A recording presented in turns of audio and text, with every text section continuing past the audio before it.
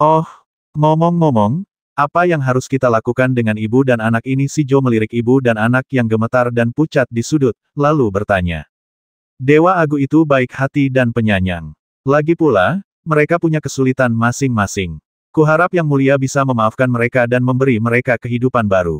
Itu akan menjadi berkah. Xiao Hong menatap ibu dan anak yang saling bergantung untuk bertahan hidup di sudut ruangan dan berkata dengan lembut. Mendengar kata Fortune, Shu langsung bersemangat dan berpikir sejenak sebelum berkata, karena imam besar telah berbicara, aku akan memaafkanmu kali ini karena mempertimbangkan kesepian dan penderitaanmu. Aku tidak akan melanjutkan masalah pembasmian tidak langsungmu terhadap sang pangeran, dan aku akan memberimu kewarganegaraan Jesia, yang memungkinkanmu menikmati semua manfaat kewarganegaraan Jesia. Terima kasih. Istri Jabber tergagap, air mata menggenang di matanya, entah karena gembira karena berakhirnya kesulitan atau karena terkejut, sulit untuk dikatakan. Sebaliknya, Xiao Hong hanya melirik istri Jabber dan anak laki-laki kecil itu, karena ia melihat sedikit zen-zen dalam diri istri Jabber. Jika zen-zen masih hidup, bayi kecil mungkin sudah sebesar ini sekarang. Namun, Xiao Hong hanya melirik istri Jabber sebelum pergi bersama Suyin. Atas perintah raja, ia mulai mengerahkan pasukan Jesia untuk menghabisi konsorsium Danan. Semua anggota inti akan ditahan, mereka yang melawan akan dibasmi tanpa ampun dan semua dana konglomerat akan disita. Benar, Poznan kejam, tetapi dibandingkan dengan Xiao Hong, ia hanya memamerkan keterampilannya yang terbatas. Sebenarnya, tujuan Xiao Hong dalam tindakan keras ini sangat sederhana, mengambil uang dari konsorsium Danan. Demikian pula, jatuhnya Great Southern Consortium berarti bahwa setengah dari industri barang mewah di kerajaan Jesia runtuh. Namun, industri barang mewah bukanlah kebu dewa hidup. Kerundewanya hanya akan menimbulkan keluhan, tidak lebih. Sebulan berlalu dengan cepat seperti itu.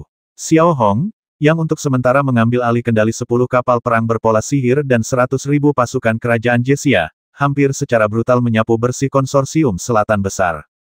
Jumlah total dana yang terkumpul mencapai 810 miliar koin emas. Saat ini, Xiao Hong berada di atas kapal apung, mengamati apa yang ada di tangannya. Sebuah pola penyimpanan emas super besar, berisi semua dana konsorsium Selatan Besar, berada di hadapannya.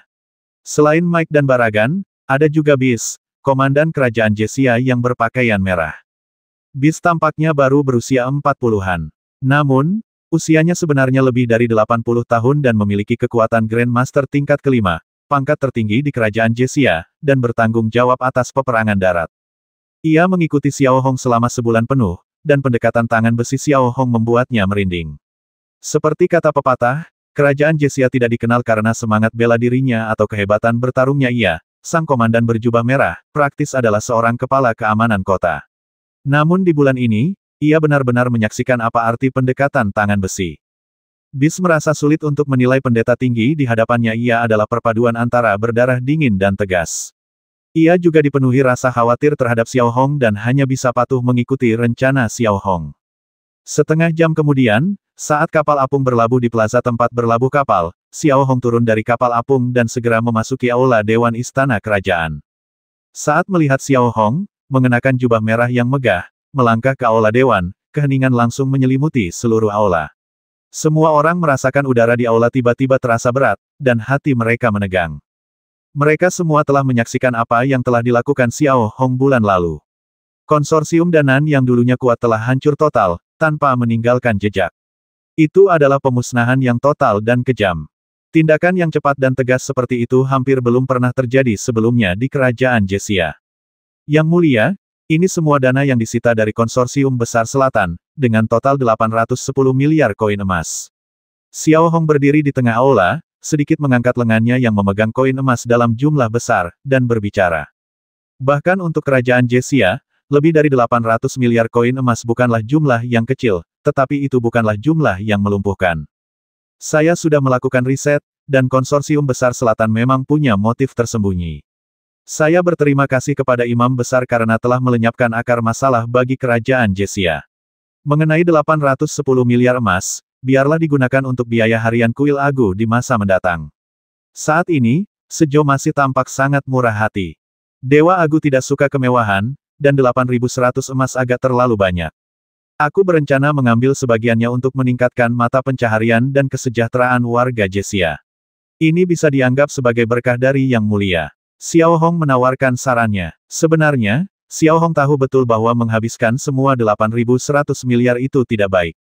Biarkan imam besar yang memutuskan segalanya, kata si Qiao, lalu mengalihkan pandangannya ke Sining, yang berdiri paling dekat dengannya di bawah tangga. Sining, kau bisa hidup sampai hari ini dan pulih sepenuhnya berkat perlindungan Dewa Agu dan Imam Besar. Bagaimana kalau kau berterima kasih kepada Imam Besar? Junior berterima kasih kepada Imam Besar karena telah menyelamatkan hidupku dan memberiku kesempatan kedua. Sining juga tampak sangat patuh, datang ke sisi Xiao Hong, berlutut dengan kedua lututnya, dan berkata dengan penuh hormat. Sining tidak terpengaruh oleh pola ibel racun kristal, dan ia tidak menyetujui maupun menentang tindakan Xiao Hong. Namun, ada satu hal yang diingat Sining, Xiao Hong memang telah menyelamatkannya dan memulihkan anggota tubuhnya, secara pribadi menyelamatkannya dari bencana. Kebaikan ini saja sudah cukup untuk diingat Sining seumur hidup. Entah kau berterima kasih atau tidak, simpanlah itu dalam hatimu.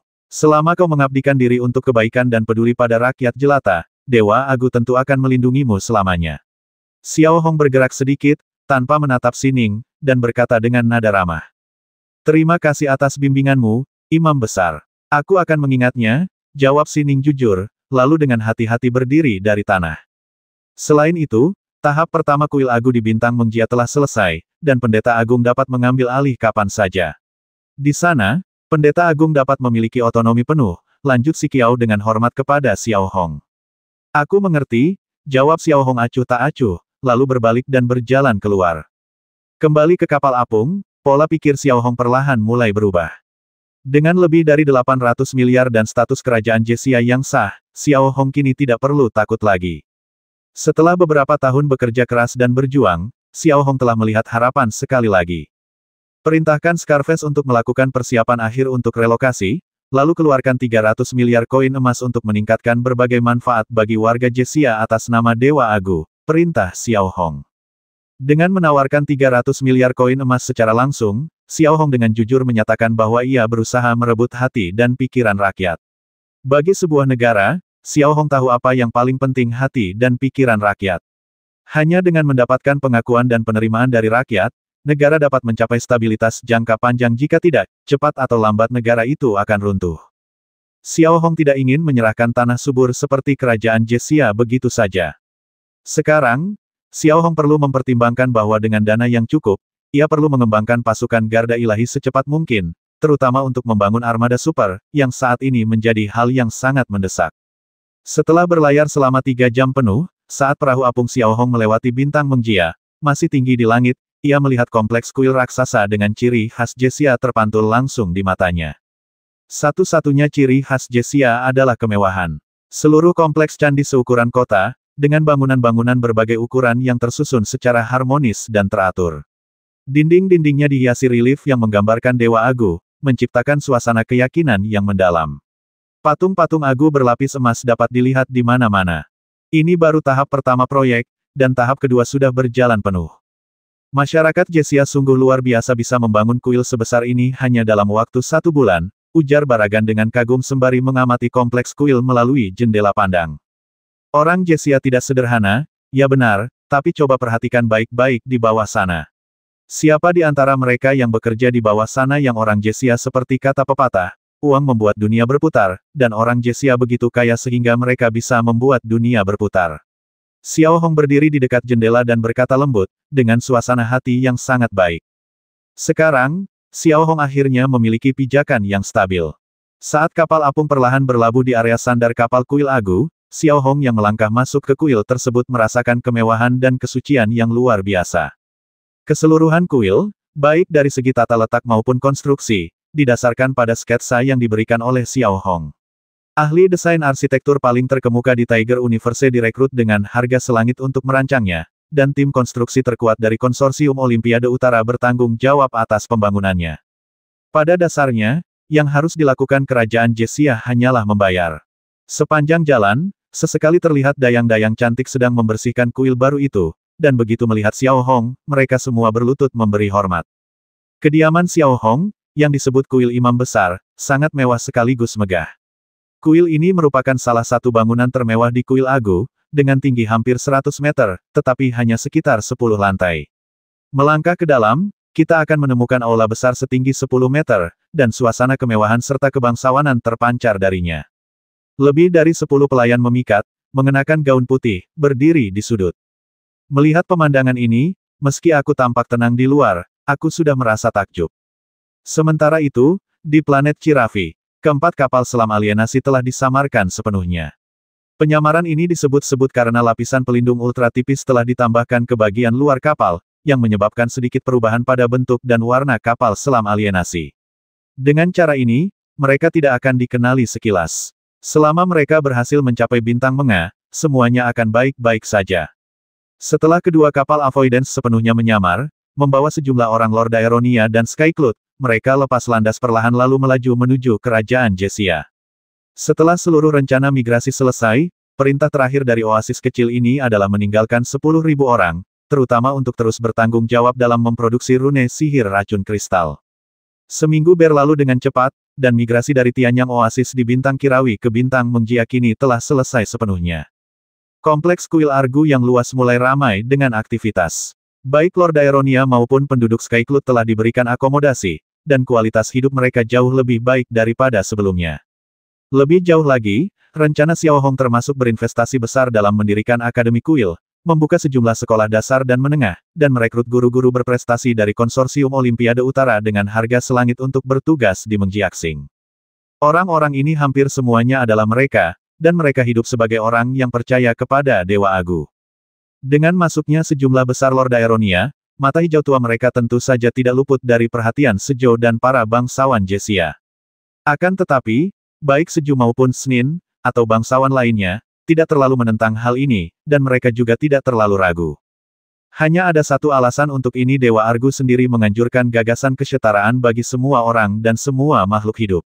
Kini setelah penduduk Lord Aeron menderita penganiayaan, tampaknya tidak ada salahnya jika Dewa Argu menyelamatkan dan melindungi mereka. Yang lebih penting, baik Northern Union maupun Kerajaan Jessia tidak menunjukkan rasa benci atau diskriminasi terhadap penduduk Lord Aeron, dan tampaknya tidak peduli siapa mereka. Faktanya, tepat ketika Sejo dan yang lainnya menyadari hal ini, Xiao Hong telah mengeluarkan dekrit ilahi untuk menyelamatkan semua ras yang tertimpa bencana. Para Lord Aeronia sangat cocok dengan deskripsi ini. Mereka telah kehilangan pemimpin mereka, dan satu-satunya rumah mereka, Bintang Demonbon, telah direnggut. Mereka dibiarkan mengembara di alam semesta yang luas dan menghadapi penganiayaan beruntun dari Aliansi Merah, Aliansi Asia, dan Aliansi Berbabaru. Saat itu, Xiao Hong sedang berdiri di kediamannya, menatap pemandangan di alun-alun dengan tenang melalui jendela yang megah.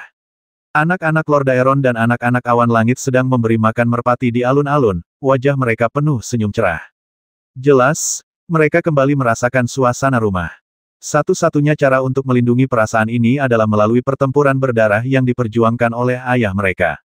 Bos, saya sudah mengumpulkan semua data yang Anda minta. Tepat saat itu, Scarface, mengenakan jubah panjang, tiba-tiba masuk dan menghampiri Xiao Hong. Xiao Hong membisikkan sesuatu kepadanya, sambil memegang sebuah map. Setelah mengambil map itu dan membukanya, Xiao Hong dapat melihat dengan jelas bahwa setiap halaman berisi informasi dasar tentang kapal perang berpola sihir, termasuk ukurannya, daya tembaknya, tahun produksinya, dan sebagainya, yang totalnya lebih dari 40 halaman. Kapal perang berpola sihir ini semuanya adalah kapal perang berpola sihir yang sedang dipersiapkan untuk dijual oleh berbagai konsorsium. Usia dan kinerja kapal bervariasi, dengan total lebih dari 70 kapal. Sebagian besarnya dimiliki oleh negara-negara miskin di kawasan kerjasama Utara Selatan, dan alasan utama penjualannya adalah untuk mengurangi pengeluaran militer. Sebagian lainnya menjadi milik Serikat Gadu, terutama karena modernisasi dan penggantian kapal perang berpola sihir yang sudah ketinggalan zaman. Kapal perang berpola sihir ini relatif murah, dengan harga termurah hanya 20 juta koin emas. Adapun Aliansi Merah dan Aliansi Berbabaru, karena masalah antara Kerajaan Kamichi dan Kerajaan Shinji, meskipun kedua negara belum memutuskan hubungan, mereka hanya memiliki sedikit kontak, terutama di bidang senjata. Konsorsium Asia relatif lebih lunak dan hanya memiliki sedikit senjata yang bertransaksi dengan Konsorsium Austria Utara. Faktanya, Konsorsium Austria Utara tidak membeli senjata dalam jumlah besar dari luar negeri. Setelah menimbang data di hadapannya dengan saksama, Xiao Hong mencoret 8 kapal perang berpola sihir yang tak sedap dipandang itu dan mengembalikan map itu kepada Scarface, sambil berkata terus terang, ambil alih 65 kapal perang berpola sihir yang tersisa atas nama kerajaan Jiexia. Tindakan Xiao Hong sungguh luar biasa murah hati, dan itu tidak mengherankan. Dengan uang di tangan, wajar saja jika ingin menghabiskannya. Lagi pula, 65 kapal perang berpola sihir itu jika digabungkan hanya bernilai sekitar 70 miliar, yang tidak ada apa-apanya bagi Xiao Hong saat ini. Dimengerti, Scarface sama sekali tidak terkejut dan menjawab dengan sangat mudah. Selain itu, 15.000 awak kapal yang kami latih di 3 negara, Kerajaan Nas, Kerajaan Sangbang Zenyi, dan Kerajaan Desai, seharusnya sudah kembali ke Bintang Nunes. Bawalah 10.000 dari mereka ke sini untukku. Xiao Hong meletakkan tangannya di belakang punggung, memandang pemandangan keluar jendela, lalu memberi perintah. Dimengerti, jawab Scarface, sorot matanya tajam. Saat itu, Scarface bisa merasakan bahwa mereka sudah mulai mengambil langkah pertama untuk bangkit. Juga, berikan perintah kepada Federasi Ao Utara dan Kekaisaran Jiadu, minta mereka untuk memproduksi 30 kapal perang berpola sihir tercanggih dalam setahun, dengan harga 2 miliar koin emas per kapal. Xiao Hong kemudian menginstruksikan Scarface. Faktanya, mendapatkan kapal perang berpola sihir seharga 2 miliar sudah merupakan harga yang sangat tinggi, dan tidak ada perusahaan antar bintang yang akan menolaknya, kecuali jika itu adalah negara musuh. Saat Xiao Hong memberikan serangkaian instruksi, seluruh Persatuan Olimpiade Utara dan bahkan pasar Persatuan Jiadu untuk kapal perang berpola sihir langsung mulai bergerak. Dalam semalam, semua kapal perang berpola ajaib yang dijual oleh North Olympic Union dan Gadu Union terjual habis. Ke-65 kapal perang berpola sihir itu semuanya diambil alih oleh kerajaan Jiexia. Hal ini membuat bangsa-bangsa dari dua aliansi besar agak bingung. Apa sebenarnya yang direncanakan kerajaan Jiexia, mengapa mereka beralih dari kapal pesiar mewah bertatahkan sihir ke kapal perang bertatahkan sihir? Akan tetapi, meski ragu-ragu, mereka hanya bisa menyaksikan tanpa daya, sebab kerajaan Jiexia kaya raya. Tentu saja, rasa iri, cemburu, dan dendam tidak dapat dihindari. Kerajaan Shangzi terletak tepat di utara kerajaan Jiexia. Wilayahnya lebih luas daripada kerajaan Jiexia, dan sumber dayanya relatif melimpah, tetapi tetap saja tidak sebanding dengan kerajaan Jiexia. Satu-satunya perbedaan adalah negara bebas Shangzi masih memiliki ambisi, yang jauh lebih baik daripada gaya hidup mewah dan dekaden masyarakat Jiexia. Sebenarnya, alasan utamanya adalah negara bebas Shangzi dan negara Sangbang Zenyi adalah musuh bebuyutan. Baru dalam beberapa tahun terakhir mereka menjadi lebih damai. Alasan utamanya adalah Xiao Hong, dengan kekuatannya sendiri, secara langsung menghancurkan wilayah timur Sangbang. Panglima militer tertinggi, Zhang Sangjun, terbasmi, dan wilayah tersebut belum pulih. Meski begitu, kerajaan Shangzi tak berani gegabah, terutama dalam hal menambah kekuatan militernya. Awalnya, kerajaan Shangzi berencana membeli 6 kapal perang berpola sihir lagi dari Uni Austria Utara untuk membentuk armada baru. Namun, apa yang terjadi, kerajaan Jiexia bergerak dan menyapu bersih semuanya. Selain itu, dua kelompok antar bintang utama, Federasi Austria Utara dan Kekaisaran Gadu, berhenti menerima pesanan apapun dalam waktu 6 bulan, dan kerajaan Jiexia memenuhi semua pesanan secara langsung. Naik ke bagian selatan Free State, Big Bear Star County. Panglima militer tertinggi di sini kini telah menjadi panglima tertinggi berpakaian biru, Ganechen. Saat itu, Ganakin sedang duduk di kantor Xin Meixing, mengenakan seragam militer biru ketat yang menonjolkan lekuk tubuhnya yang memikat. Khususnya, kakinya tidak terlalu gemuk atau terlalu kurus, dan lekuk betisnya yang unik, bahkan lengkungan kakinya, selalu menggoda. Namun, ekspresi Kaneko menjadi gelap saat dia melihat dokumen di depannya, karena armada yang akan dibangun kerajaan kebebasan sepenuhnya berada di bawah komando Kaneko. Serangkaian tindakan yang diambil kerajaan Jiexia secara langsung menggagalkan rencananya untuk membangun armada. Melihat sekeliling, tidak ada satupun kapal perang berpola sihir yang bisa diperoleh Serikat Olimpiade Utara. Berusaha menyaingi kerajaan Jiexia, Ganechen tidak sesombong itu. Sekelompok orang kaya baru dan orang kampungan orang pembawa sial, apa hebatnya punya beberapa koin busuk. Kanechin menatap laporan di tangannya dan berkata dengan wajah cemberut. Kemarahan di wajahnya yang cantik menambah kecantikannya. Akan tetapi, ketiga jenderal yang berdiri di hadapan Ganachin tidak punya waktu untuk menghargainya di mata mereka. Temperamen Ganachin benar-benar membawa bencana. Jangan tertipu oleh fakta bahwa dia saat ini adalah panglima tertinggi berpakaian biru.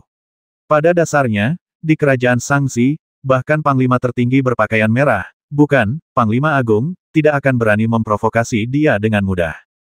Para jenderal di bawah tidak berbicara, hanya berdiri tegak, tetapi mereka tak kuasa menahan rasa kagum. Terlepas dari apakah pihak lawan itu orang desa atau orang kaya baru, pihak lawan telah menyapu bersih segalanya, dan negara bebas hanya bisa menonton dari pinggir lapangan.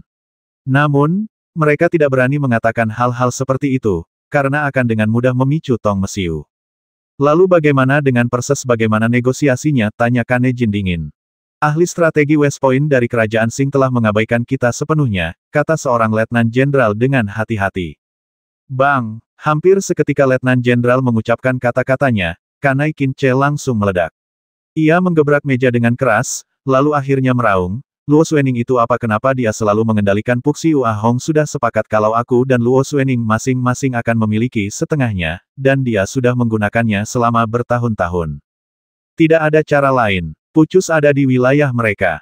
Kita tidak bisa begitu saja merampoknya, kan, kata letnan jenderal itu dengan suara gemetar, seolah-olah ia akan mati lemas. Melaporkan kepada Panglima tertinggi, pergerakan kerajaan Jesia dalam pembelian kapal perang berpola sihir pada dasarnya telah dipastikan. Tepat saat itu, asisten Ganacin tiba-tiba masuk dan melapor kepada Ganacin dengan gemetar. Bicaralah, kata Kaneko, berusaha sebisa mungkin terlihat tenang dan menahan amarahnya. Kali ini, kerajaan Jesia memperoleh total 65 kapal perang berpola sihir dan memesan 30 kapal lagi, dengan total biaya pasokan hampir 200 miliar emas, belum termasuk biaya pemeliharaan selanjutnya, ujar asisten tersebut setelah meninjau dokumen tersebut. Mendengar ini, para jenderal merasa iri. Pikiran pertama mereka adalah betapa nikmatnya menjadi kaya.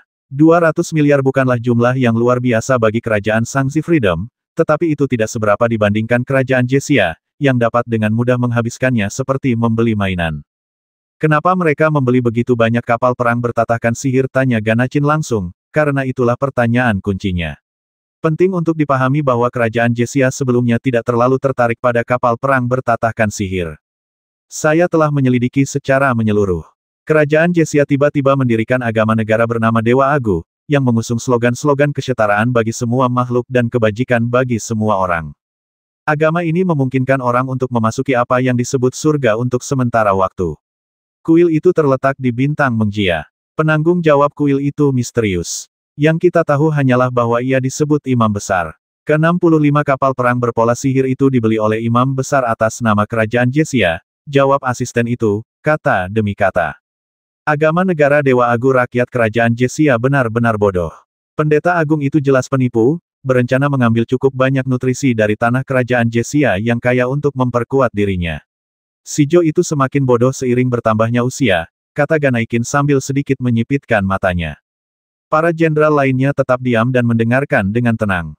Tidak, kita sama sekali tidak boleh membiarkan pendeta tinggi itu mendapatkan keuntungan apapun. Kalau tidak, dia juga akan menjadi ancaman bagi kerajaan bebas Shangxi kita. Aku harus mengingatkannya. Ganaikin berpikir sejenak, bergumam pada dirinya sendiri, lalu memerintahkan asistennya untuk memanggil Sijo dari kerajaan Jesia. Asisten itu menuruti instruksinya, sekitar 5 menit kemudian, gambar Stitch muncul di layar di atas meja. Ia tampak tersenyum lebar, matanya terus menatap Kaneko. Jia Naikin, pelatih kepala tim Olimpiade Beijing, dikenal sebagai wanita terdingin dan tercantik di Federasi Olimpiade Beijing. Ia praktis menjadi harta nasional di negeri pengetahuan. Hampir semua orang di kerajaan Jesia mengenalnya, bahkan Sejo dan 7 atau 8 pangerannya adalah pengagum Ganecen. Hal ini jelas menunjukkan pengaruh Ganecen dalam Persatuan Olimpiade Utara. Namun, Kaneko tampaknya memiliki standar yang sangat tinggi dan memandang rendah semua orang. Oh, itu Panglima tertinggi Ganacin yang cantik. Kau jadi semakin cantik sejak terakhir kali kulihat. Ada apa denganmu, tanya Sijo sambil tersenyum ramah. Melihat penampilan Sejo yang seperti orang tua mesum, Ganacin sangat tidak senang dan sungguh tidak ingin membantunya. Namun, karena kerajaan bebas Shangxi dan kerajaan Jesia berbatasan dari utara ke selatan, tindakan pendeta tinggi jelas mengancam keamanan wilayah kerajaan bebas Shangxi. Jika dibiarkan terus tumbuh kuat dan mendominasi kerajaan Jesia, bisa jadi di saat berikutnya ia akan menjadi kerajaan kebebasan Shangxi. Konon, kerajaan Jesia baru saja mendirikan agama negara, kata Ganaikin sambil memaksakan senyum manis. Ya, sungguh suatu berkah bisa dilindungi oleh Dewa Agu dan Pendeta Agung. Sungguh keberuntungan besar bagi Jesia, kata Sijo sambil tersenyum. Jelas dari percakapan mereka bahwa Stejo dan Ganejin adalah kenalan lama, dan bahwa Stejo sangat menghargai Ganejin, tanpa memperlihatkan otoritas kerajaan apapun. Bukankah Yang Mulia Stejo menganggap bahwa imam besar yang disebut-sebut itu hanyalah seorang penipu? Ganacin mengingatkannya dengan belak-belakan. Aduh, nona kecil, jangan bicara omong kosong. Awas, kalau aku dengar, kau akan dihukum surga. Kau belum menyaksikan kekuatan suci pendeta agung.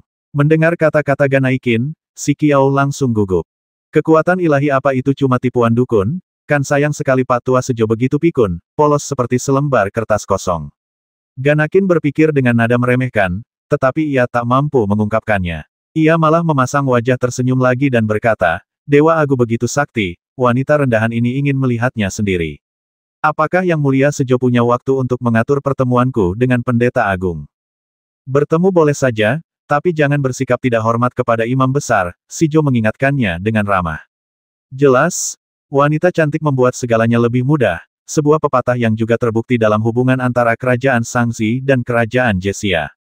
Tentu saja, jangan khawatir, kata Kanai sambil tersenyum, tetapi di dalam hatinya dia sudah kejam, menunggu untuk melihat bagaimana dia akan mengungkap kedok penipu Kanai ketika mereka bertemu. Para jenderal, yang sangat mengenal Ganakin, merinding ketika melihat wajahnya yang tersenyum. Mereka punya firasat bahwa Ganakin akan bertindak sewenang-wenang lagi, dan mereka hanya berharap keadaan tidak akan menjadi tidak terkendali. Baiklah, karena ini Kaneko, kamu bisa datang kapan saja. Kabari aku kalau sudah sampai. Sambil berbicara, Sijo tersenyum dan mengakhiri komunikasi. Sebelum menutup sambungan, ia melirik paha Kaneko. Paha itu sungguh sempurna. Di Mengjiastar, Xiao Hong tentu saja tidak menyadari percakapan antara Ganakin dan si Kiao.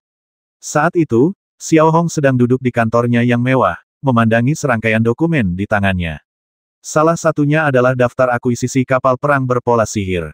Karena ia bertindak tegas dan tanpa tawar-menawar, akuisisi 65 kapal perang berpola sihir berjalan mulus. Perjanjian akuisisi telah ditandatangani, dan serah terima sedang diselesaikan secara bertahap. Satu gelombang kapal perang berpola sihir sudah dalam perjalanan menuju sistem bintang Menga. Selain itu, para awak kapal yang telah dilatih oleh Xiao Hong dengan biaya yang sangat mahal dari berbagai negara sudah dalam perjalanan menuju bintang Mengjia. Dapat dikatakan bahwa pada saat ini, armada Super Xiao Hong secara bertahap mulai terbentuk.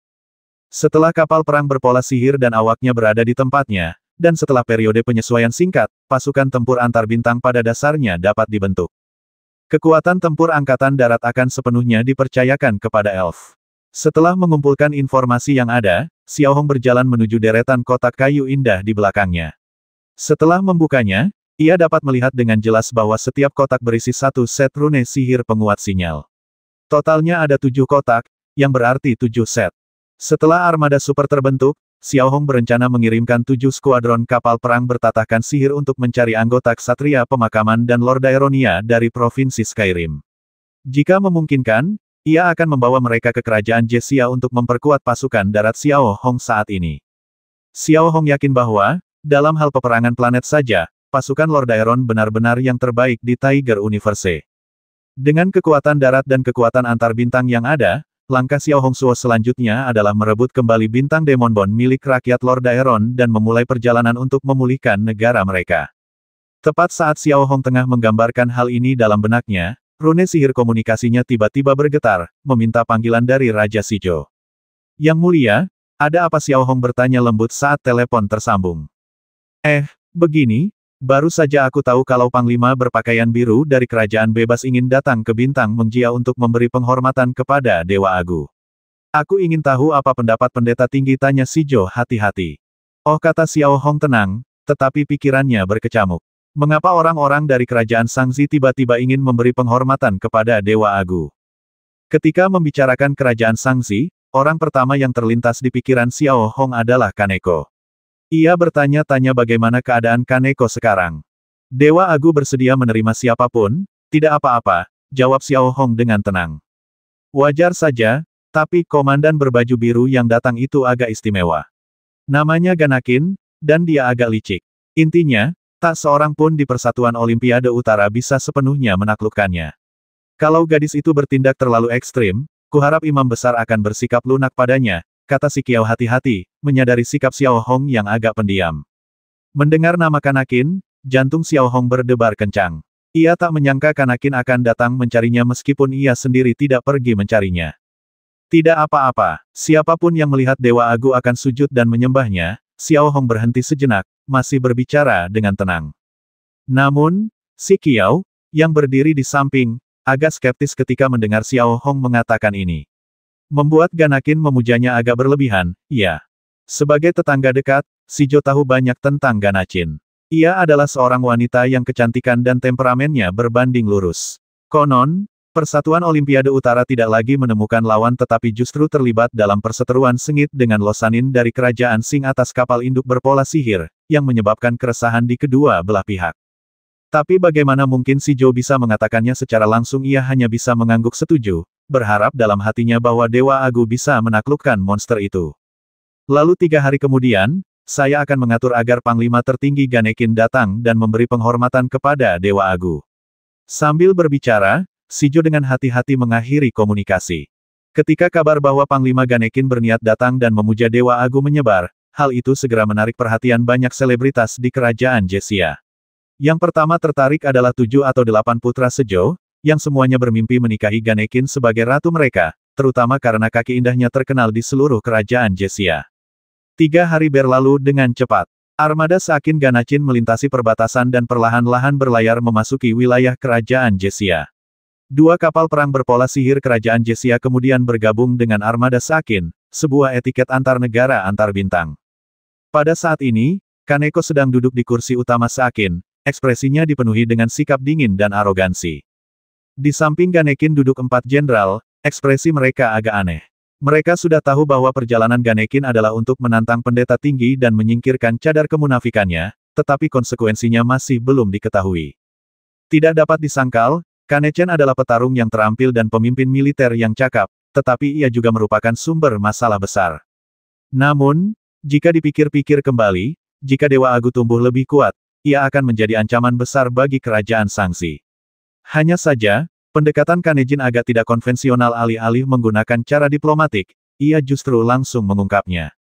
Panglima Tertinggi, bukankah tindakan kita terlalu gegabah? Saran pribadi saya, sebaiknya kita bicarakan dengan Presiden atau Panglima Tertinggi. Seorang jenderal menyarankan dengan nada ragu-ragu, kata-katanya dibumbui kehati-hatian. Apa gunanya melapor kepada komandan tentang berurusan dengan seorang penipu ulung? Jangan khawatir, aku akan mengungkap penipu itu dalam beberapa kata saja.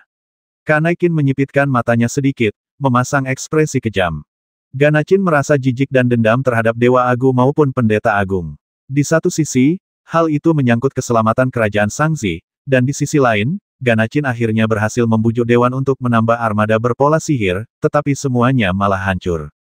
Para jenderal dan perwira lain di ruang kendali, melihat betapa keras dan kerasnya Ganakin, tak berani berkata apa-apa lagi.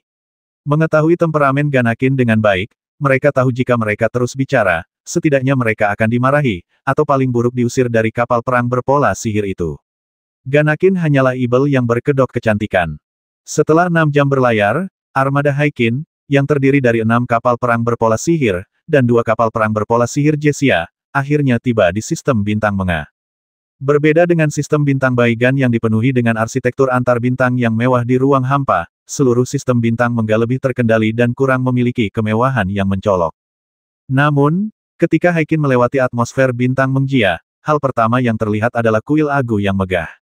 Dari atas, kompleks arsitektur yang megah, sakral, dan mewah ini dapat terlihat dengan jelas. Tak jauh dari kompleks kuil, bangunan-bangunan pelengkap juga sedang dibangun. Operasi berskala besar seperti itu hanya bisa dilakukan oleh orang kaya baru seperti kerajaan Jesia. Orang luar pasti akan membencinya sekaligus merasa iri. Sungguh sia-sia negara seperti itu ada. Jika itu kerajaan kebebasan Sangzi, mungkin sekarang sudah setara dengan pegunungan Apenini. Sayang sekali sekelompok orang bodoh yang malas dan mencari kesenangan seperti itu dibiarkan memerintah. Ganakin menyipitkan mata saat melihat proyek-proyek konstruksi besar Mengjiaxing, dipenuhi rasa jijik terhadap Dewa Agu dan imam besar yang disebut-sebut itu. Saat kapal perang ajaib Haikin perlahan berlabuh di area tempat berlabuh kuil, area itu sudah dipenuhi orang. Memimpin rombongan adalah Sejo dan 8 putranya, semuanya mengenakan pakaian mewah. Sejo, yang sudah lanjut usia, baik-baik saja ia paling-paling hanya bisa mengagumi mereka dari jauh. Namun, Kedelapan pangerannya bagaikan serigala dan harimau, bernafsu merayu Ganakin. Ketika Ganakin, mengenakan seragam militer putih bersih, rok selutut, dan stoking berwarna daging, perlahan berjalan keluar dari pintu kabin Haikin, para pangeran Jessia, dan bahkan orang-orang super kaya Jessia, menatap dengan mata terbelalak. Benar, wanita macam apa yang tidak ada di kerajaan Jessia tapi seseorang seperti Ganacin, dengan penampilannya yang cantik, temperamennya yang luar biasa, keahlian bertarungnya yang luar biasa, dan statusnya yang terhormat, mungkin tak ada duanya, terutama kakinya yang indah, yang langka di dunia. Wow, aku tidak menyangka Ganakin akan menjadi lebih cantik hanya dalam beberapa hari. Kali ini, aku bertekad untuk memenangkan hatinya. Aku tak percaya dia sekeras kepala itu. Delapan pangeran di belakang stok. Terjadi diskusi yang seru, mata mereka hampir melotot. Hanya Sining yang menatap ke delapan saudaranya di depannya, menggelengkan kepalanya tanpa daya, lalu berjalan menuju sebuah bangunan di kuil. Saya tahu bahwa kerajaan negara bebas dan kerajaan Jessia selalu bersahabat dekat. Hari ini, Panglima tertinggi Ganecen datang langsung ke sini, dan saya menyampaikan sambutan yang sedalam-dalamnya. Sejo menyapa Ganecen sambil tersenyum, penampilannya yang anggun nyaris tak terlihat. Itu tergantung apakah Dewa Agu itu menerimaku atau tidak, kata Ganaikin sambil tersenyum, melirik Shijo, tidak menunjukkan rasa takut sedikit pun padanya. Para jenderal di belakang Kaneko merasakan jantung mereka berdebar kencang mendengar ini. Dari nada bicara Kaneko, mereka tahu kata-katanya tajam. Dewa Agu selalu menyambut mereka yang tulus berbuat baik. Sedangkan untuk wanita cantik dan baik hati seperti Panglima Kanaikin, Dewa Agu tentu akan membuka hatinya untuknya, kata pangeran tertua kepada Kanaikin dengan raut wajah menyanjung. Kaneko tidak mempercayainya sama sekali, hanya menatap dingin sang pangeran tertua, bagaikan angsa putih yang bangga. Kebaikan lupakan saja, aku baru saja membantai kru bajak laut luar angkasa sebelum datang ke sini. Aku berlumuran darah, kata Kanai dingin. Begitu Ganaikin mengucapkan kata-kata ini, raut wajah si Kiao dan bahkan para pengikut setia Dewa Agu di sekitar mereka berubah. Senyum mereka yang semula merekah pun memudar. Kata-kata Ganaikin jelas menunjukkan bahwa ia datang untuk membuat masalah. Sekarang setelah Dewa Agu menjadi agama negara kerajaan Jessia, jelas bahwa kedatangan Ganaikin di Tanah Suci untuk menimbulkan masalah hanya akan membuat keadaan menjadi sulit bagi semua orang. Namun, orang-orang ini tidak membalas. Mereka tahu betapa kuatnya Ganaikin, bagaikan kuda liar yang sulit dijinakkan. Dari segi kekuatan militer saja, kerajaan bebas Sangzi jauh melampaui kerajaan Jessia. Di mata mereka, tampaknya hanya imam besar yang bisa menangani situasi ini secara pribadi, dan satu-satunya harapan mereka adalah Kanaikin tidak bertindak terlalu jauh. Saat itu, Xiao Hong sedang duduk di mejanya. Di layar, Ganakin tampak angkuh dan acuh tak acuh. Tindakan Ganakin tidak membuat Xiao Hong merasa dingin. Sebaliknya, ia merasakan kehangatan. Hal itu mengingatkan Xiao Hong pada masa-masa mereka makan nasi kaleng bersama di altar. Periode itu merupakan saat yang indah bagi Xiao Hong. Melihat Ganacin dan Shijo berjalan ke arahnya berdampingan, Xiao Hong perlahan berdiri dan mengenakan topeng putih. Setelah berjalan lebih dari 20 menit, ketika si Kiao dan Ganaikin tiba di depan kuil pendeta tinggi, Ganaikin dapat dengan jelas melihat Xiao Hong, mengenakan jubah merah dan topeng putih, berdiri di 18 anak tangga di depan kuil, tangannya sedikit di belakang punggung. Di bawah sinar matahari, ia memberikan kesan suci dan tak tersentuh. Seorang penipu, Kanaiko bergumam lirih, sama sekali tidak terkesan dengan sikap Xiao Hong. Melihat para pejabat tinggi yang berkumpul, mereka membungkuk dan menyembah Xiao Hong, sambil berkata, Dewa Abadi Agu, imam besar dengan 10.000 rasa hormat. Bahkan Shijo sendiri membungkuk dalam-dalam, namun Ganakin berdiri tegak di alun-alun, menatap langsung ke arah Xiao Hong dari bawah, tangannya sedikit mengepal, pikirannya terfokus pada cara untuk menyingkap kemunafikan Xiao Hong. Selamat datang, Kanaikin, Dewa Agu menyambutmu, kata Xiao Hong sambil merentangkan tangannya sedikit dan bersikap sangat suci. Selamat datang di sini aku. Nona Kaneko, ada ibel di hatimu, dan duniamu dipenuhi permusuhan. Dewa Agu bersedia menyingkirkan ibel dalam dirimu dan menyelamatkan duniamu. Bolehkah kita bicara berdua saja? Xiao Hong menyela Kaneko sebelum ia sempat menyelesaikan kalimatnya. Mendengar ini, Kaneko tak kuasa menahan diri untuk merenung sejenak. Kata-kata Xiao Hong jelas merupakan tantangan bagi Kaneko dan yang lainnya. Haruskah Kaneko menerimanya atau tidak? Jika Anda tidak mau menjawab, jangan ribut. Bicara pribadi baiklah, siapa takut siapa, kata Kanai, lalu mulai menaiki tangga. Para jenderal di belakangnya ingin menghentikannya, tetapi mendapati Ganakin sudah melambaikan tangan. Kini setelah Ganakin mencapai tingkat ketiga Grandmaster, orang biasa tak bisa lagi mendekatinya. Saat itu, Ganakin juga sangat ingin tahu apa yang sedang direncanakan oleh si pendeta tinggi itu. Saat Ganakin menaiki 18 anak tangga dan tiba di sisi Xiao Hong tidak menanggapi. Ia hanya berbalik dan membawa Ganakin ke aula kuil pendeta tinggi. Terima kasih atas bantuannya. Kalian semua boleh pergi sekarang.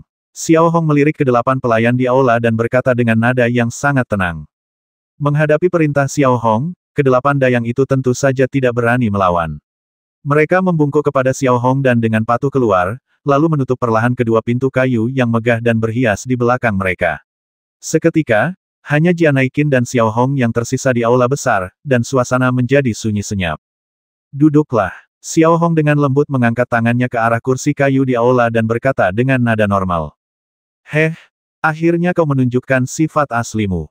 Kau mau bicara berdua saja denganku, apa kau takut aku akan mengeksposmu di depan umum? Kanaiko berbalik, menatap Xiao Hong yang mengenakan topeng putih, dan sedikit menyipitkan matanya.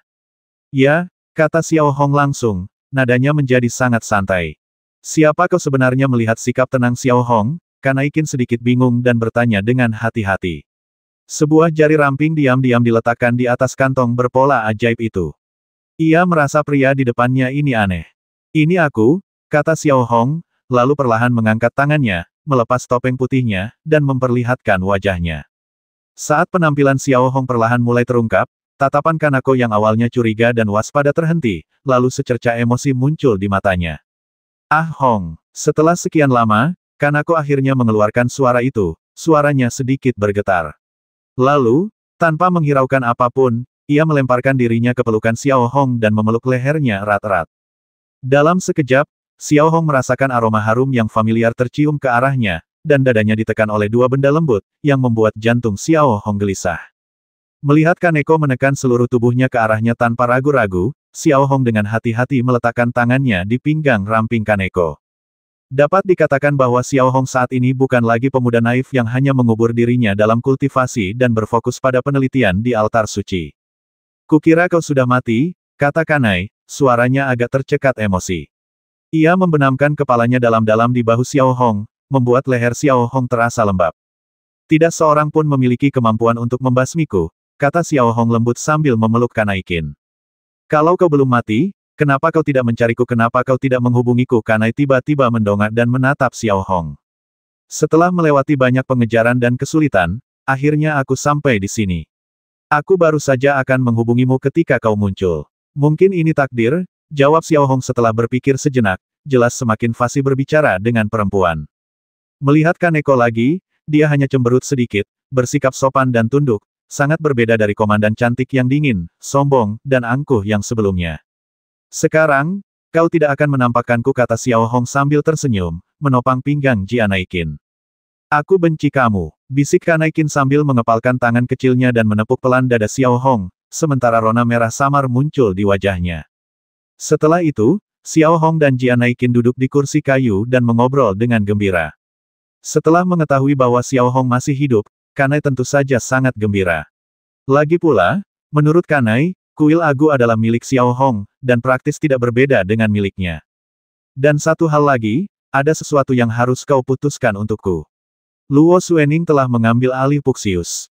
Kau bilang sudah sepakat, dan aku akan membaginya setengah dengannya, kata Jianaikin manis, sambil berpegangan erat pada lengan Xiao Hong. Baiklah, aku akan membelikanmu satu lagi. Bukankah itu akan menyelesaikan masalah, kata Xiao Hong dengan santai. Benarkah? Mata Kanai berbinar saat mendengarnya. Ini dia, kata Xiao Hong sambil mengeluarkan token penyimpanan emas senilai 100 miliar koin emas dan meletakkannya di tangan Jianaikin. Namun, satu hal disepakati, aku bisa memobilisasinya setelah akuisisi selesai. Tentu saja, apa yang menjadi milik orang lain adalah milikmu, kata Kanai sambil tersenyum, lalu memasukkan sebutir anggur ke mulut Xiao Hong, memberi kesan sebagai gadis kecil yang berperilaku baik. Di luar kuil Imam Besar, Stejo, para jenderal kerajaan kebebasan, dan bahkan para pangeran lainnya mulai merasa gelisah, mata mereka dipenuhi ketegangan. Mereka sudah merasakan sendiri amarah Imam Besar, apalagi Ganachin. Mereka sungguh khawatir jika keduanya bentrok, keadaan bisa menjadi tak terkendali, apalagi ini urusan dua negara. Namun, mereka mungkin tidak pernah bermimpi bahwa Xiao Hong dan Jian Naikin saat ini terlibat dalam hubungan romantis. Ada satu hal lagi. Besok, aku akan melatih sekelompok awak kapal di wilayah selatan konsorsium berbabaru. Mereka akan tiba dan resmi naik ke kapal. Sebaiknya kau bantu aku membiasakan mereka satu sama lain dan memberi mereka pelatihan intensif lebih lanjut, kata Xiao Hong, setengah membujuk dan setengah memberi instruksi. Bukan masalah besar, kata Kaneko tanpa ragu. Bagi Kaneko, Xiao Hong adalah penyelamatnya. Seorang pahlawan yang menyelamatkan seorang wanita cantik harus dibalas dengan tubuhnya. Bagaimanapun, Kaneko telah bergantung pada Xiao Hong dan sepenuhnya patuh padanya. Oh, begitu. Ganaikin tiba-tiba teringat sesuatu lalu berkata kepada Xiao Hong, sejak kau melarikan diri dari bintang lahir Ibel, aku juga mencoba menampung beberapa orang Lord Aeron. Mungkin ada 2 juta orang, dan kudengar mereka semua adalah anggota pangkalan angkatan lautmu dan wilayah Kaspia. Mendengar ini, ekspresi Xiao Hong berubah drastis, dan dia segera bertanya, apakah ada pria bernama Fumingo di antara mereka? Ya, mereka semua diam-diam ditempatkan di planet baruku, Meiji, olehku dan beberapa bawahan terpercaya. Tidak ada yang tahu tentang mereka. Aku bahkan telah membentuk legiun sementara dengan 200.000 prajurit Lord Aeron. Tapi memang benar prajuritmu sangat cakap, kata Ganaikin sambil menatap Xiao Hong. Terima kasih banyak, kata Xiao Hong, dan dalam kegembiraannya, dia mencium wajah cantik Jian Naikin. Setiap kali Xiao Hong menemukan teman yang hilang, ia merasakan kegembiraan dan sukacita yang luar biasa. Inilah reuni. Sebuah reuni setelah sekian banyak kesulitan dan perpindahan. Lihat betapa bahagianya kamu. Kamu senang melihat mereka atau melihatku? Kanaikin menyipitkan matanya sedikit dan melirik Xiao Hong sambil berbicara. Tentu saja itu kamu. Xiao Hong cukup fasih saat ini, meletakkan satu tangannya di pinggang Kaneko sekali lagi dan memeluknya dengan lembut. Melihat Kaneko lagi, wajahnya kembali memerah. Sejujurnya, Xiao Hong tidak terlalu tampan, tetapi Kaneko menemukan rasa penaklukan dalam dirinya. Pria lemah dan tidak menarik lainnya sama sekali tidak cocok. Detik berikutnya, perhatikan tangan Xiao Hong yang lain yang agak kasar. Tangan itu telah meluncur turun di sepanjang rok selutut Kaneko, sedikit demi sedikit, hingga ke paha Kaneko yang terbalut stoking, lalu mengelusnya dengan lembut, gerakannya sungguh lembut. Melihat reaksi Xiao Hong, Ganakin langsung tersentak, jantungnya berdebar kencang. Ia seperti merasakan sesuatu, dan rasa tegang serta antisipasi yang aneh membuncah dalam dirinya.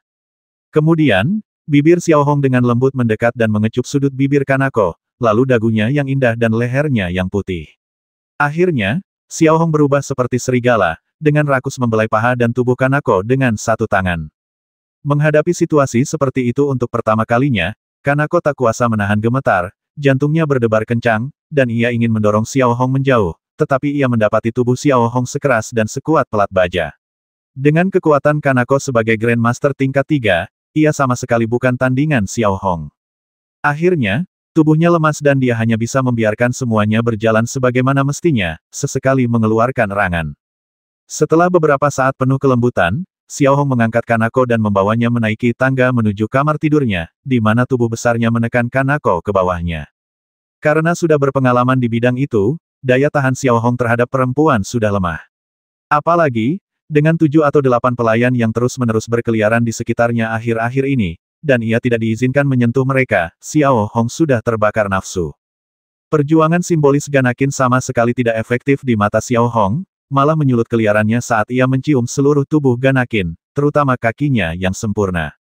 1 jam kemudian, di kamar tidur mewah Xiao Hong, seragam militer putih Ganakin dan jubah pendeta tinggi Xiao Hong yang hikmat tersebar di mana-mana. Pada saat ini, Xiao Hong sedang berbaring terbuka di tempat tidur mewah, sekujur tubuhnya dipenuhi bekas luka yang tampak seperti tato yang mengerikan. Tubuh Kaneko yang seputih salju menempel erat pada Xiao Hong, kepalanya bersandar di bahunya, satu kaki indahnya tersampir di pahanya, dan lengan indahnya melingkari lehernya, seperti seekor kuda liar yang telah dijinakkan sepenuhnya. Kapan kamu menjadi seperti ini? Tanya Kaneko dengan manis. Seperti apa bentuknya? Tanya Xiao Hong sambil membelai lembut rambut Kaneko yang berantakan, penuh kasih sayang. Kau mengerikan, kata Kanai sambil membenamkan kepalanya dalam-dalam di bawah ketiak Xiao Hong. Jadi, kau lebih suka diriku yang dulu atau diriku yang sekarang? Tanya Xiao Hong lembut, sementara satu tangannya meraba-raba kaki Kanaiko yang indah. Terus kenapa kalau kamu suka seseorang kamu punya semuanya, kata Kaneko lembut. Mendengar Kaneko mengatakan itu, Xiao Hong kembali merasakan kegembiraan aneh. Ia lalu membalikkan badan dan menjepit Kaneko di bawahnya sekali lagi. Maka, Ganakin pun tinggal di kuil pendeta tinggi Xiao Hong selama 2 jam, sementara mereka yang menunggu di luar semakin cemas. Para jenderal khususnya, merasakan kelopak mata mereka berkedut dan mulai merasa gelisah. Berniat untuk masuk dan menyelidiki, mereka mendapati bahwa pintu masuk ke kuil imam besar sudah dijaga ketat oleh 7 atau 8 pengawal dewa. Selain imam besar, bahkan Sejo tidak dapat memobilisasi garda ilahi. Bukan hanya para jenderal, tetapi jantung si Kiao pun mulai berdebar kencang. Baik Xiao Hong maupun Jia Naikin tidak akan berada dalam kondisi buruk, mereka berdua tidak ingin melihatnya. Tepat ketika semua orang berdiri dengan gugup di lapangan imam besar, pintu-pintu kuil imam besar akhirnya terbuka perlahan. Kemudian, Xiao Hong, mengenakan topeng putih dan jubah imam besar merah, berdiri tegak di tengah pintu, masih memancarkan aura kesucian dan kekekalan. Di sisi lain, Kaneko, agar sesuai dengan status Xiao Hong, bersikap hormat dan berdiri di belakangnya. Terima kasih atas ajaranmu, Dewa Agu dan Imam Besar. Aku sangat bersyukur. Dewa Agu memang luar biasa kuatnya. Aku mohon maaf atas segala kesalahan yang mungkin telah kubuat, dan kuharap Imam Besar akan memaafkanku. Ganakin menghampiri Xiao Hong, membungkuk dalam-dalam, dan bersikap sangat patuh. Mereka yang menyaksikan kejadian ini di alun-alun terbelalak lebar, mulut mereka sedikit menganga, sama sekali tidak percaya. Mereka masih ingat betul bagaimana penampilan Ganacin saat masuk dia praktis seorang pembuat onar. Sekarang dia berubah menjadi domba kecil yang jinak, seperti pengikut setia Dewa Agu. Bagaimana mungkin? Kekuatan suci atau ajaran apa yang digunakan Agu untuk menjinakkan Ganekin? Para jenderal yang menemani Ganacin ke sini sangat terkejut, mata mereka hampir terbelalak. Mereka merasakan sensasi aneh yang menerpa mereka, dan itu sungguh menakutkan. Selama Komandan Ganekin tetap berbudi luhur, Agu akan selalu melindungimu, kata Xiao Hong dengan pura-pura, lalu perlahan mengangkat tangannya dan memberi isyarat tolong. Ketika aku punya waktu, aku akan berkonsultasi dengan Imam Besar tentang arti sebenarnya dari Dewa Agu, kata Ganaikin dengan penuh hormat, artinya sudah sangat jelas. Aku akan menunggumu, Panglima tertinggi. Xiao Hong membungkuk sedikit sebagai balasan. Kemudian, Ganaikin perlahan berbalik dan kembali bersikap dingin dan acuh tak acuh. Ia menuruni tangga satu persatu dan tiba di si Kiao. Ia membungkuk sedikit dan berkata, Dewa Agu memang luar biasa. Sungguh suatu berkah bagi kerajaan Jesia untuk menerima perlindungan dari Dewa Agu dan Imam Besar. Benar, kata Sejo sambil tersenyum, hatinya dipenuhi rasa puas. Jika hanya dia yang berpikir seperti ini, mungkin itu tidak pantas. Tetapi karena bahkan Ganekin yang cerdik dan arogan pun mengatakannya, itu memang benar adanya. Jika waktu mengizinkan, saya ingin mengundang Pendeta Agung untuk mengunjungi kerajaan Sangsi. Saya harap Yang Mulia Sijo tidak keberatan, Ganaikin berkata lembut sekali lagi. Kami akan mengikuti instruksi Imam Besar, jawab Sejo sambil tersenyum. Setelah itu, Kaneko tidak berlama-lama dan perlahan berjalan menuju kapalnya, Sihab. Nyatanya, Xiao Hong telah membuat Kaneko kelelahan hingga kakinya lemas, dan sekarang Kaneko benar-benar butuh istirahat. Selain itu, ia akan menjalankan rencana yang telah ia diskusikan dengan Xiao Hong sebelumnya. Mengenai kapal perang berpola sihir, Xiao Hong telah mengalokasikan 6 kapal perang berpola sihir yang baru dibeli atas nama Ganakin. Selain itu, 100 miliar koin emas akan digunakan untuk membeli kapal induk berpola sihir bagi Ganakin. Sebenarnya, tidak banyak perbedaan antara memberikannya kepada Jia Naikin dan memberikannya kepada Xiao Hong sendiri, mereka semua adalah keluarga. Dengan cara ini, 3 hari berlalu dengan cepat, dan seluruh 10.000 anggota awak yang dilatih oleh Xiao Hong telah tiba dan memasuki kapal perang berpola sihir yang dibeli untuk secara resmi memulai tugas mereka sebagai anggota pasukan Garda Ilahi. Atas perintah Ganecen, wilayah selatan negara bebas telah dibuka untuk pasukan Garda Ilahi, yang mengklaim bahwa iman tidak mengenal batas. Armada antar bintang Ganecen bahkan telah mulai melakukan latihan terbuka dengan armada pasukan Garda Ilahi untuk lebih meningkatkan kemampuan tempur mereka. Sekarang, termasuk kapal perang wilayah Chaotic dan kerajaan Ganecen dan Garcia, Xiao Hong secara langsung atau tidak langsung mengendalikan lebih dari 100 kapal perang. Saat itu, Ganacin sedang duduk di kantornya, wajahnya dipenuhi kebahagiaan. Di layar di depannya, Jenderal Luo Xuening dari kerajaan Qing muncul. Saudari Ganakin, jika Anda datang lagi untuk meminta Puxius, saya hanya bisa minta maaf. Kapal itu telah menjadi kapal bendera kerajaan Qing, dan Xiao Hong pernah berkata sebelumnya bahwa kapal itu berada di bawah komando saya. Luo Suening, yang juga mengenakan seragam militer putih, berusaha sekuat tenaga untuk tetap tenang. Tidak masalah, karena Suster Luo Suening menyukainya, aku akan memberikannya kepadamu. Anggap saja ini sebagai sumbangan kecil dari kerajaan kebebasan Shangzi, kata Jianaikin sambil bersandar di kursi kulitnya yang besar. Luo Suening tiba-tiba tampak curiga. Ada apa dengan Ganaikin, yang sebelumnya begitu ngotot mempertahankan Puxius murah hati tidak, sepertinya ada sesuatu yang lebih penting daripada yang terlihat. Saudari Jianaikin, trik apa yang sedang kamu mainkan sekarang, tanya Luo Suening. Lihatlah, sambil berbicara, Ganakin melambaikan 100 miliar koin emas raksasa di tangannya di depan Luo Suening tanpa ragu sedikitpun. Faktanya, meskipun Jianaikin dan Luo Suening bertengkar dan berdebat, mereka tidak pernah mengumbar pertengkaran mereka ke publik. Mereka hanyalah dua wanita yang sedang membicarakan masalah pribadi.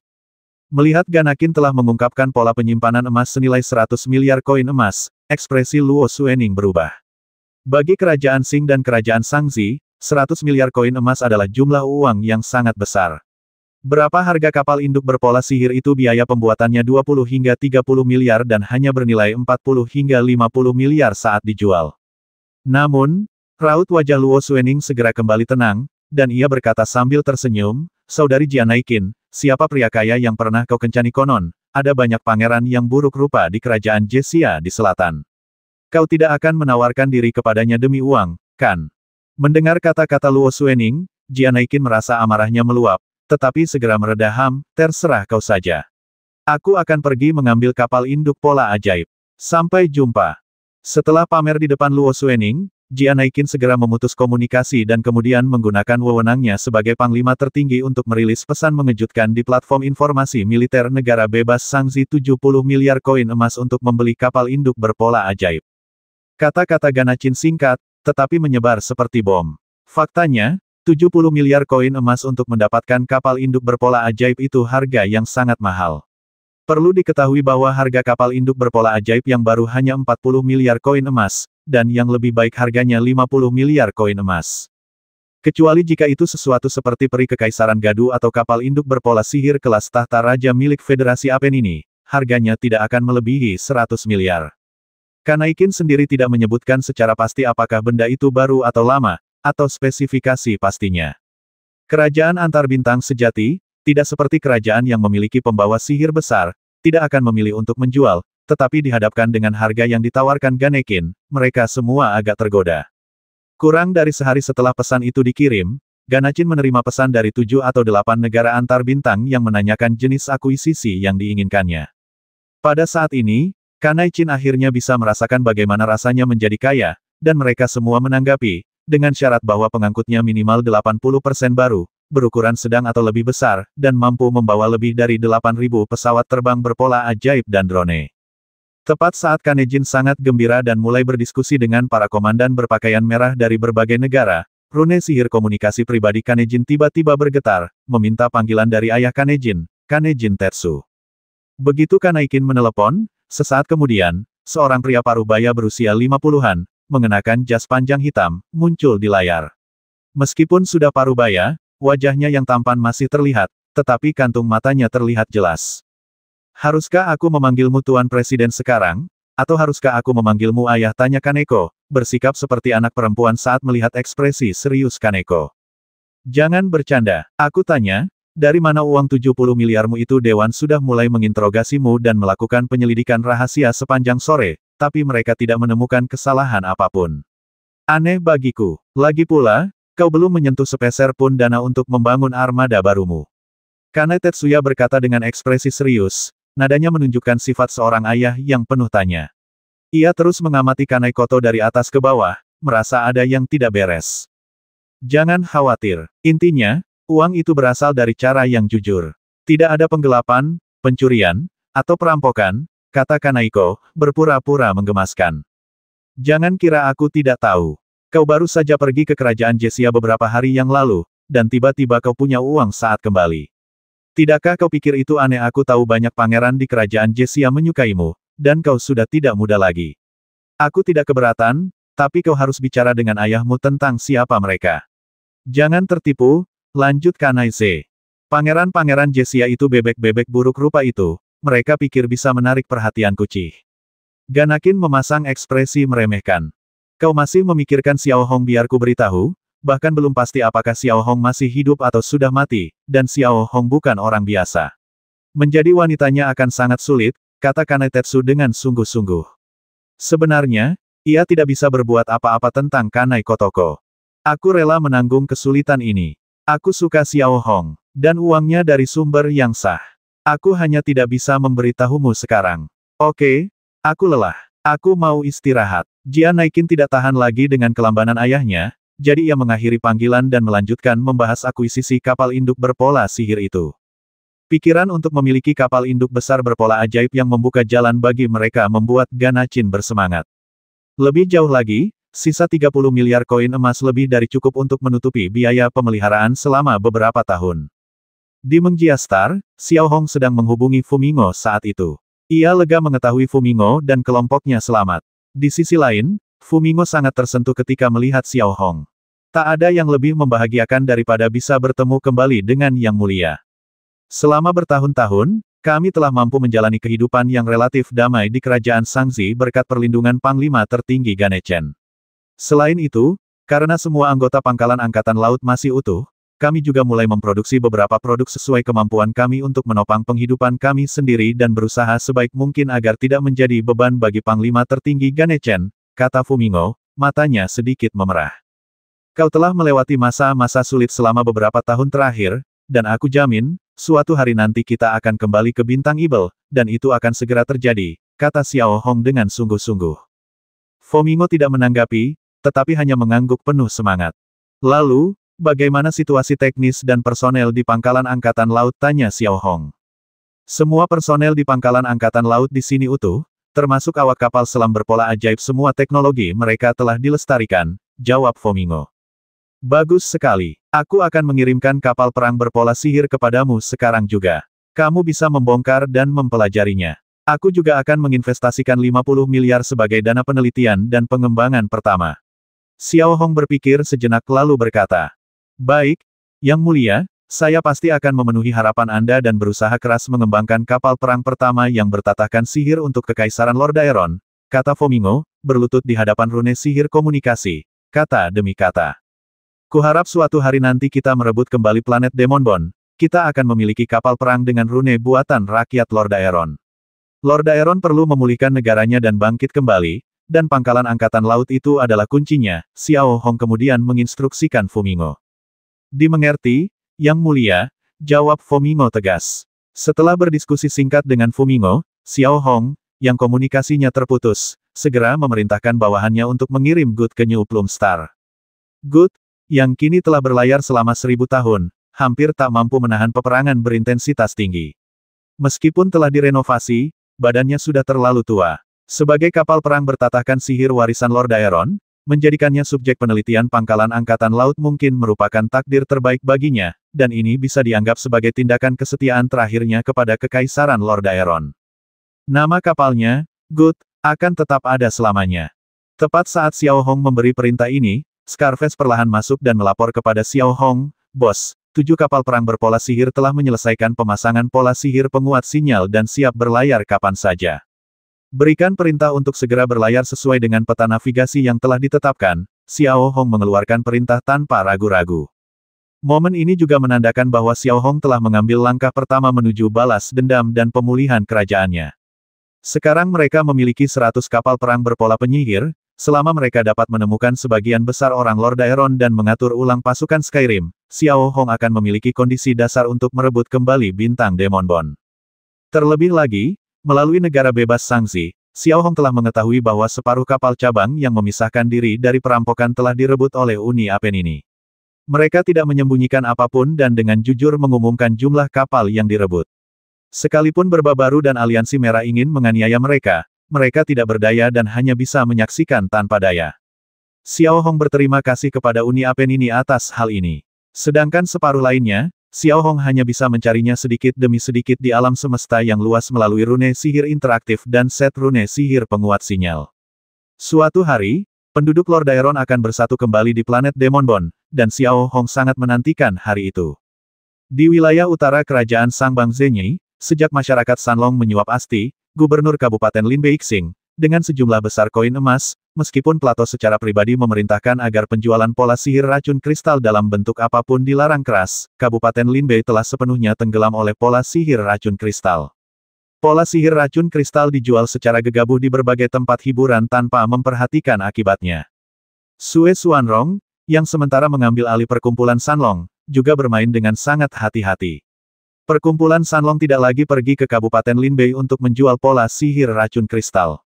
Sebaliknya, mereka menjual pola sihir racun kristal langsung kepada orang-orang Sangbang dalam bentuk grosir, dan kemudian membiarkan orang-orang Sangbang bermain di antara mereka sendiri. Bagaimanapun, orang-orang Sangbang tidak pernah memiliki rasa ras sejak zaman kuno. Di mata mereka, yang ada hanyalah uang. Dengan cara ini, risiko pun berkurang drastis, sementara wilayah kacau di mana geng gunung menjadi kekuatan dominan, mulai tumbuh semakin kuat. Masyarakat Naga Gunung memiliki sebanyak 26 kapal perang berpola sihir, sementara pasukan lain memiliki 17, sehingga totalnya menjadi 43. Kapal perang berpola sihir lainnya berjumlah hampir 1000. Selain 50.000 prajurit Lord Daeron yang membentuk pasukan tempur darat utama, terdapat 300.000 prajurit biasa. Meskipun mereka disebut anggota penguasa gunung, mereka telah dilatih oleh para elf menjadi prajurit tanpa keraguan dan semuanya telah dibekali dengan sejumlah besar uang. Meskipun mereka mungkin tidak memiliki militer yang kuat dan lengkap, jika hubungan keduanya putus, negara manapun harus berpikir dua kali. Di tengah kekosongan kerajaan Sangbang Zhenyi, dua kapal perang berpola sihir yang tampak tak mencolok perlahan memasuki wilayah utara kerajaan Sangbang Zhenyi dari arah selatan. Di dalam dua kapal perang bertatahkan sihir, seluruh pasukan terdiri dari prajurit elit, dengan ke-500 prajurit dari kerajaan atas setingkat komandan master atau lebih tinggi. Bahkan, di kursi utama salah satu kapal perang bertatahkan sihir itu duduk seorang komandan berpakaian biru dari kerajaan atas kebenaran sejati, bernama Langka, seorang komandan jiwa tingkat kedua, yang wajahnya kini dipenuhi kesungguhan. Di sebuah ruangan kecil dekat ruang kontrol utama duduk Plato, Kepala Menteri Dalam Negeri. Wajah Plato pucat pasi saat dia menatap informasi tentang wilayah utara kerajaan atas makna sejati yang diam-diam dikumpulkan Langka. Dia begitu marah hingga dia gemetar. Ada lebih dari 300 kasus pejabat lokal yang menyalahgunakan kekuasaan mereka, masing-masing cukup untuk membuat Plato marah. Plato tidak pernah membayangkan bahwa wilayah utara kerajaan atas makna sejati akan menjadi begitu kacau. Mereka semua pantas mati. Wajah Plato berubah pucat, dan dia melempar setumpuk dokumen tebal di tangannya. Keempat asisten di samping Plato. Melihat Plato seperti ini, mereka semua ketakutan, tetapi wajah mereka juga dipenuhi amarah yang tak terkira. Keempat pria ini hampir semuanya adalah bawahan kepercayaan Plato. Tuan Plato, ada satu hal lagi. Tim intelijen di Langka baru saja menerima informasi bahwa Asti, pejabat tertinggi di wilayah Bintang Linbei, menyetujui penjualan racun kristal di wilayah tersebut dan memiliki hubungan rahasia dengan wilayah Chaotic. Seorang asisten kemudian melapor kepada Plato. Berikan perintah. Rahasiakan masuknya aku ke wilayah utara. Segera perintahkan kapal perang berpola sihir untuk melaju kencang ke wilayah Bintang Linbei. Plato menahan amarahnya dan memberi perintah. Pikiran Plato sangat jernih, dia ingin melihat seperti apa Kabupaten Linbeixing. Setelah 5 jam perjalanan cepat, Plato tiba di Dachang Star di Kabupaten Linbei Star. Plato, mengenakan kacamata hitam, berjalan menyusuri jalan-jalan di bawah perlindungan Langka. Yang bisa dilihatnya hanyalah orang-orang yang hidup dalam pesta pora dan penjualan pola sihir racun kristal secara terbuka di jalanan. Melihat hal itu, Plato tidak memberikan tanggapan, tetapi orang-orang di sekitarnya dapat merasakan bahwa amarah dalam hati Plato sudah mulai berkobar hebat. Langka, lihat-lihat di sini. Lihat baik-baik dirimu. Melewati sebuah hotel mewah bintang 5, Plato menunjuk ke tempat parkir, tempat deretan kendaraan militer bertatahkan sihir terparkir. Ia berkata kepada Langka dengan suara muram, jika pasukan seperti ini masih bisa bertempur, aku akan menghabiskan sisa hidupku makan kotoran. Langka tidak berbicara, hanya membungkuk sedikit. Sebenarnya, Kabupaten Linbeixing tidak berada di bawah yurisdiksi Langka, tetapi sebagai seorang prajurit kerajaan Sangbang Zhenyi, Langka merasa sangat malu. Sementara itu, di pintu masuk hotel mewah itu, satu demi satu, para pejabat Kabupaten Linbei, yang mabuk berat, saling memanggil saudara dan memasuki kereta berpola sihir mereka masing-masing. Salah satu dari mereka bahkan memegang pola setan racun kristal di tangannya, setuju untuk bertemu lagi di lain hari. Melihat ini, Langka dan bahkan asistennya merasakan hawa dingin menjalar di tulang punggung mereka. Apa yang mereka coba lakukan? Apakah mereka mencoba mendorong Plato menuju kematiannya? Plato, di sisi lain, tidak menanggapi. Ia langsung masuk ke hotel mewah itu dan, tanpa berkata apa-apa, menginstruksikan manajer hotel untuk mengambil tagihan dari rombongan yang baru saja ditemuinya. Maaf, semua daftar pengeluaran tamu di hotel ini bersifat rahasia. Manajer hotel dengan sopan menolak permintaan Plato. Sebelum Plato dapat berbicara lebih jauh, Langka telah mendekati orang yang bertanggung jawab, dan langsung mengeluarkan rune identitas dari sakunya, lalu menunjukkannya kepada orang yang bertanggung jawab. Detik berikutnya, menatap orang yang bertanggung jawab, raut wajahnya berubah drastis, dan keringat tipis muncul di dahinya. Ia melirik Plato, yang mengenakan kacamata hitam, dan tak berani lengah sedikit pun. Ia segera mengambil tagihan kelompok yang tadi. 4 orang yang baru saja makan di sana menghabiskan total 100 koin emas. Menurut tingkat pendapatan masyarakat kerajaan Sangbang Zenyi, makanan ini setara dengan pendapatan tahunan 5 orang biasa. Melihat kata-kata ini, Plato benar-benar tercengang. Dia merobek-robek daftar di tangannya hingga hancur berkeping-keping, lalu berteriak di depan umum, "Bawa Asti ke sini. Dan semua pejabat penting di Linbei Star, ke sini." "Tuanku, ini bukan ide yang bagus." Seorang asisten mendekati Plato dan dengan ramah menyampaikan kata-kata penghiburannya. "Aku perintahkan kalian untuk melakukannya sekarang juga. Datanglah ke sini dalam 1 jam dan berdiri di luar," teriak Plato, mencengkeram kerah asistennya. Sebaliknya, staf layanan di lobi hotel mewah itu benar-benar tercengang ketika mereka melihat Plato berdiri di tengah lobi sambil meraung. Identitas asli Plato sudah jelas dengan sendirinya kepala menteri dalam negeri kerajaan Sangbang Zenyi, yang menjadikannya tokoh nomor 2 yang tak terbantahkan di kerajaan Sangbang Zenyi. Saat perintah Plato dikeluarkan, Asti dan pejabat tinggi lainnya di Kabupaten Linbei terkejut. Mereka tidak pernah menyangka Plato akan menyelinap ke Linbei. Plato sebenarnya cukup sering melakukan hal semacam ini, karena ia tahu bahwa begitu pesan terkirim, para pejabat setempat tentu akan memanipulasi keadaan dan hanya melihat selubung kepura-puraan. Hanya dengan cara inilah sisi paling autentik dapat terlihat. "Tuan, apa yang harus kami lakukan sekarang?" tanya seorang pejabat yang berdiri di samping Asti, ekspresinya sedikit takut. "Cepat kirim permintaan panggilan ke Wakil Menteri Dalam Negeri Duqiang. Sekarang kita hanya bisa berharap dia bisa membantu kita. Juga, siapkan pengawal pribadiku." Asti menjawab, lalu merapikan kerahnya, masuk ke kereta mewah berpola sihirnya, dan menuju ke arah yang ditunjukkan Plato. Sekitar 1 jam kemudian, beberapa ratus pejabat dari Kabupaten Linbei berkumpul di pintu masuk hotel mewah tersebut. Masyarakat biasa di Sangbang, yang tidak menyadari apa yang tengah terjadi, dapat melihat dengan jelas pemandangan para pejabat tinggi berkumpul di pintu masuk jalan. Pada saat ini, Plato sudah melempar kacamata hitamnya ke samping, matanya praktis menyemburkan api.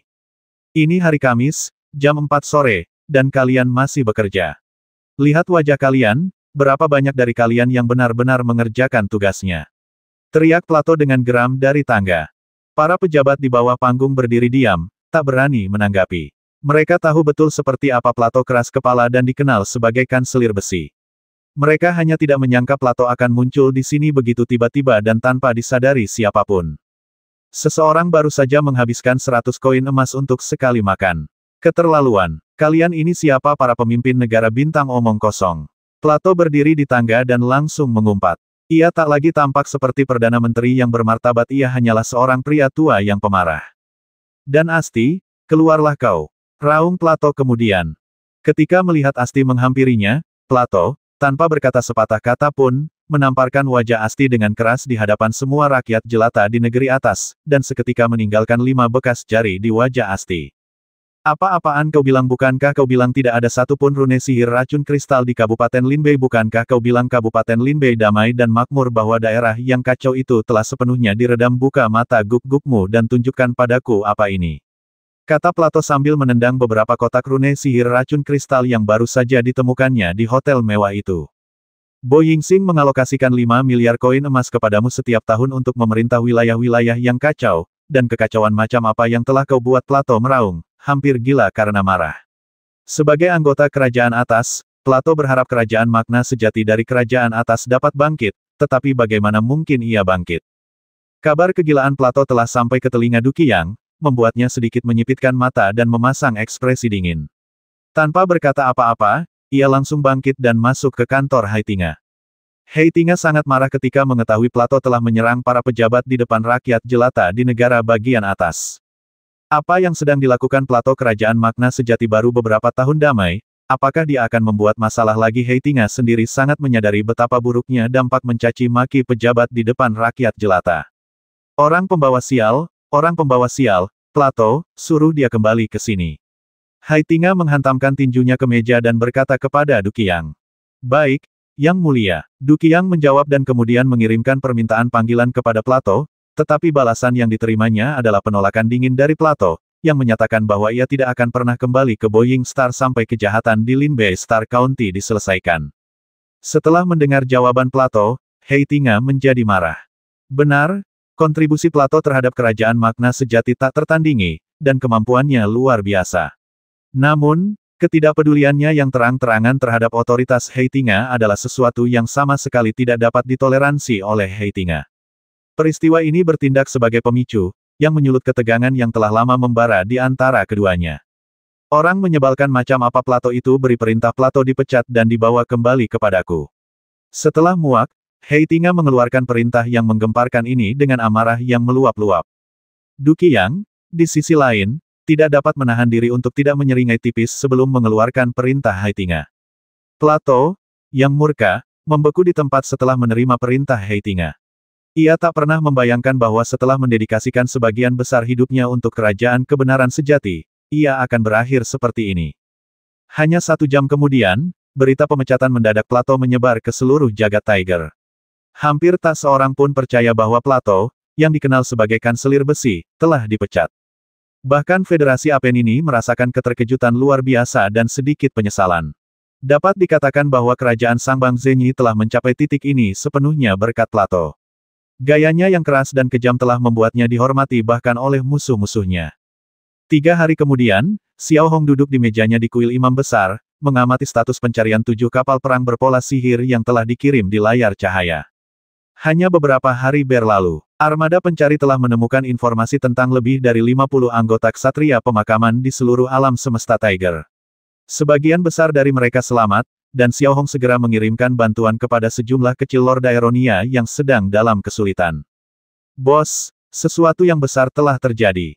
Tepat pada saat itu, Mike tiba-tiba memasuki kantor Xiao Hong yang mewah dan berbicara kepada Xiao Hong dengan ekspresi yang agak rumit, campuran antara kegembiraan dan penyesalan.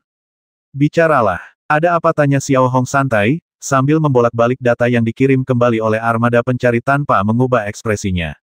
Plato, Perdana Menteri Kerajaan Sangbang Zenyi yang kejam, langsung dipecat oleh Haitinga karena dianggap gila di Kabupaten Lin Beixing, bisik Mike kepada Xiao Hong. Mendengar ini, Xiao Hong, yang sedari tadi mengamati dengan santai, membeku.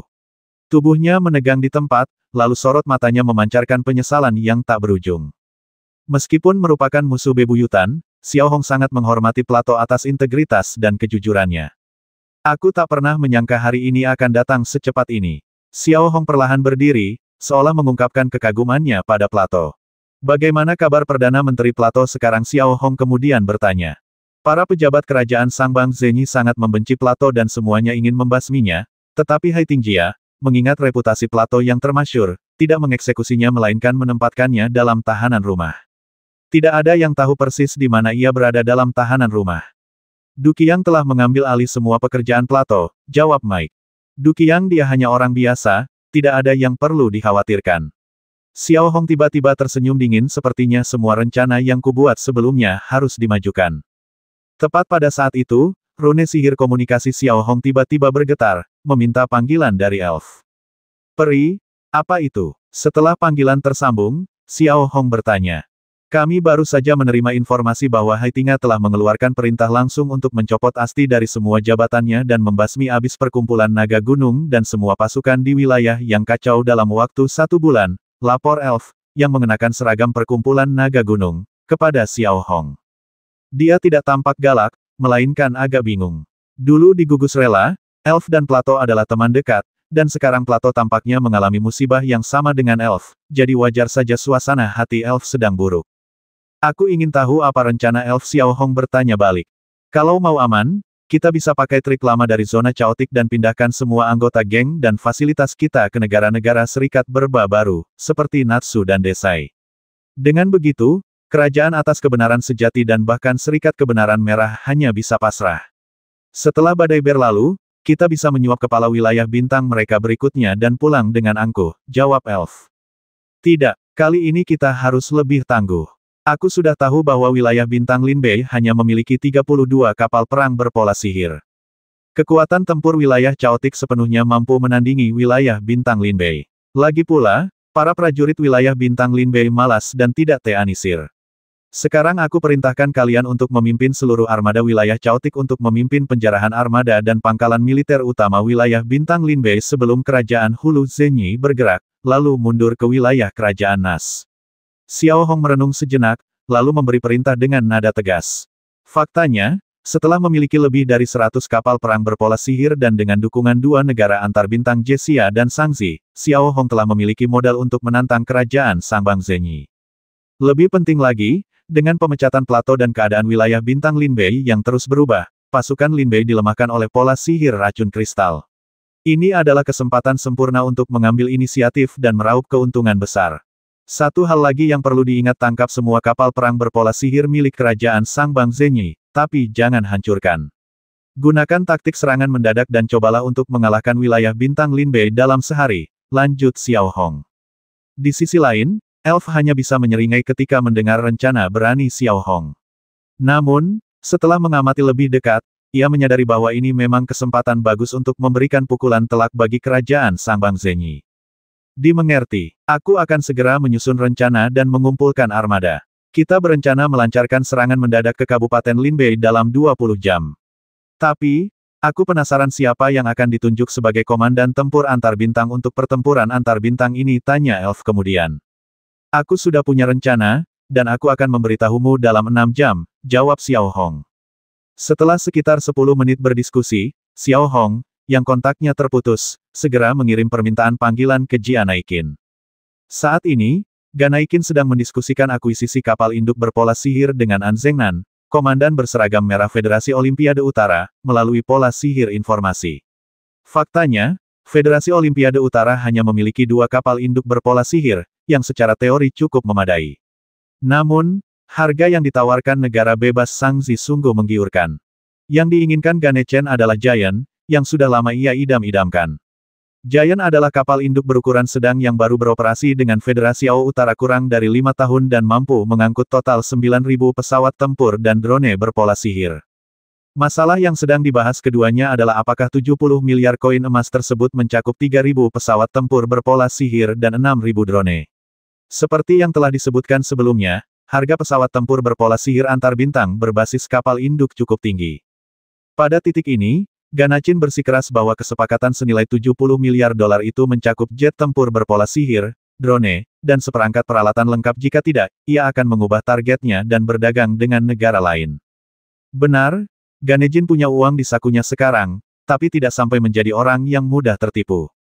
Tepat pada saat itu, rune sihir komunikasi pribadi Ganakin tiba-tiba bergetar, menampilkan 3 kata sayangku. Mendengar kata-kata itu, wajah Kaneko berseri-seri karena gembira, tetapi kegembiraan itu hanya sesaat. Ia kemudian mengalihkan tatapan seriusnya kepada An Zengnan. Komandan An, bisakah kita lebih jujur, ini bayar di tempat? Kalau tidak, aku akan memutuskan kontak dan mencari penjual lain. 70 miliar koin emas, kau harus memikirkannya. Dengan uang sebanyak itu, kau mungkin bisa memesan kapal setengah raksasa, kan, kata Ganakin dengan ekspresi serius, sedikit tidak sabar. Baiklah, melihat Kaneko sudah bertekad untuk membatalkan kesepakatan, An Zengnan tak punya pilihan selain menyetujuinya. Tak ada yang bisa ia lakukan lagi pula, Kaneko punya uang sekarang. Baiklah, mari kita mulai membahas detail transaksinya besok. Aku masih ada urusan lain, sampai jumpa besok. Setelah mengatakan itu, Kanaikin segera mengakhiri panggilan dan mengaktifkan rune sihir komunikasi pribadinya. Melihat Xiao Hong muncul di layar tanpa topeng putih, lalu menatap Kanako, bibir mungilnya sedikit mengerucut, membentuk postur feminin. Keseriusan yang ditunjukkannya kepada An Zengnan barusan benar-benar dilupakan oleh Kanako. Kenapa lama sekali menghubunginya? Apa kau sudah melupakannya setelah kau mengambilnya sendiri? Tanya Gana dengan nada genit. Bagaimana mungkin, jangan terlalu dipikirkan. Jangan khawatir, aku akan datang menemuimu di kerajaan Sangzi beberapa hari lagi, kata Xiao Hong lembut, menatap wajah cantik Kana. Kapan itu akan terjadi, desak Kanekin. Dalam minggu ini, Xiao Hong berpikir sejenak, lalu melanjutkan, sekarang mari kita mulai. Bagaimana kalau kau membantuku sedikit? Kenapa harus begitu sopan pada orang lain, urusanmu urusanku juga, kan, sahut Kaneko dengan lugas, cara unik untuk mengekspresikan dirinya saat ia telah ditaklukkan. Besok, aku akan melancarkan pertempuran di wilayah utara kerajaan Sangbang Zenyi. Kuharap kau bisa membantuku dan memberiku komando jarak jauh, kata Xiao Hong terus terang. Kaneko sudah tahu tentang aktivitas Xiao Hong di area yang kacau, jadi ia tidak terlalu terkejut. Namun, yang tak pernah Kaneko duga adalah Xiao Hong akan mengambil inisiatif menyerang, yang membuat raut wajah Kaneko perlahan berubah serius. Perasaan pribadi adalah satu hal, tetapi perang adalah sesuatu yang tidak bisa dianggap enteng. Katakan padaku rencanamu, kata Kaneko setelah berpikir sejenak. Singkatnya, strateginya adalah menyerang lebih dulu, yang juga bisa dilihat sebagai ujian bagi kerajaan Sangbang Zenyi untuk melihat seberapa kuat kekuatan tempur mereka saat ini. Ini juga bisa dilihat sebagai langkah strategis untuk merebut kembali bintang Ibel, ujar Xiao Hong, lalu menjelaskan rencananya kepada Jian Naikin secara rinci. Secara umum, rencana Xiao Hong adalah membagi pasukannya menjadi dua kelompok, masing-masing maju secara diagonal ke Kabupaten Linbeixing dari dua arah yang berbeda. Setelah bertemu, mereka akan melancarkan serangan dari arah utara. Selama periode ini, ia bertujuan untuk melumpuhkan pasukan militer Kabupaten Linbeixing sepenuhnya sambil meraih keuntungan sebanyak mungkin. Tidak masalah, aku akan segera bersiap, jawab Kanaiko kepada Xiao Hong dengan ekspresi serius. Selanjutnya, Xiao Hong dan Ganakin menjalin komunikasi tanpa gangguan selama 24 jam dan, melalui rune komunikasi terenkripsi, menghubungi 43 kapal perang rune di area kacau, memobilisasi mereka untuk diam-diam memasuki lokasi yang ditunjuk. Di sisi lain, di Kabupaten Linbeixing, kerajaan Sangbang Zenyi, hampir semua pejabat mengalami perombakan besar-besaran. Asti dan 12 pejabat tinggi lainnya langsung diberhentikan dan digantikan dengan pejabat baru. Sedangkan pihak militer tidak mengambil tindakan apapun untuk menghindari terjadinya kekacauan yang tidak perlu. Pada saat ini, Kabupaten Linbei masih mempertahankan sikap malas, baik itu perwira militer atau pejabat pemerintah. Benar sekali, seluruh petugas di seluruh Kabupaten Linbei menerima perintah dari Haitinga untuk melakukan pembersihan besar-besaran di area yang kacau dan secara tegas melarang pola Ibel racun kristal mengalir ke wilayah kerajaan Sangbang Zenyi. Namun, Kabupaten Linbeixing sudah luar biasa malas, dan setelah Plato pergi, seakan-akan duri dalam daging mereka telah dicabut, dan semua pejabat menjadi makin malas. Mereka tentu saja harus mematuhi perintah Haitinga, tetapi mereka tidak terburu-buru. Lagi pula, daerah yang kacau itu memang ada di sana, jadi apa bedanya kalau lebih awal atau lebih lambat? Oleh karena itu, seluruh Kabupaten Linbeixing tetap seperti sebelumnya, tanpa tanda-tanda perubahan apapun, dan tidak terbayangkan perubahan besar apa yang mungkin terjadi di daerah yang kacau itu. Dalam sekejap mata, 1 hari telah berlalu. Menatap kembali area yang kacau itu, 43 kapal perang berpola sihir dan 500 kapal pengangkut pasukan berpola sihir telah terbagi menjadi 2 bagian dan diam-diam berkumpul di 2 ruang hampa terpencil di bagian utara Kabupaten Linbei. Xiao Hong bertugas memimpin 26 kapal perang berpola sihir milik masyarakat Naga Gunung, sementara Ganaikin bertugas memimpin armada gabungan pasukan lain di wilayah yang kacau. Duduk di kantornya, Xiao Hong menyipitkan mata sejenak sambil mengamati gambar dan data di 7 layar di depannya. Kemudian, ia mengambil rune sihir komunikasi terenkripsi dan memerintahkan, armada Mountain Rise, sesuai rencana yang telah ditetapkan, berangkat dan lakukan penyerbuan terhadap fasilitas militer utama wilayah Bintang Linbei. Di sisi lain, Kaneko juga memberi perintah untuk pergi. Saat keduanya mengeluarkan perintah tersebut secara berurutan, 2 armada berpola sihir di area kehampaan yang kacau itu melaju kencang dan langsung menyerbu menuju titik target pertama. Hanya sekitar 3 jam kemudian, armada Mountain Rise berhasil mencapai Bintang Pelangi Utara di wilayah Bintang Linbei dengan hampir tanpa kesulitan. 15 kapal pengangkut pasukan berpola sihir, yang membawa 50.000 prajurit Mountain Rise, memasuki wilayah udara di atas pangkalan militer Pelangi Utara tanpa henti. Kemudian, palka kapal pengangkut pasukan berpola sihir terbuka satu demi satu, dan prajurit Mountain Rise memasuki pangkalan militer Pelangi Utara yang luas dengan diterjunkan dari ketinggian yang sangat rendah. Dapat dikatakan bahwa, di bawah pelatihan intensif para elf hari demi hari, baik prajurit Lord Daeron maupun prajurit asli para penguasa gunung telah sepenuhnya mempertahankan semua kualitas prajurit yang hebat.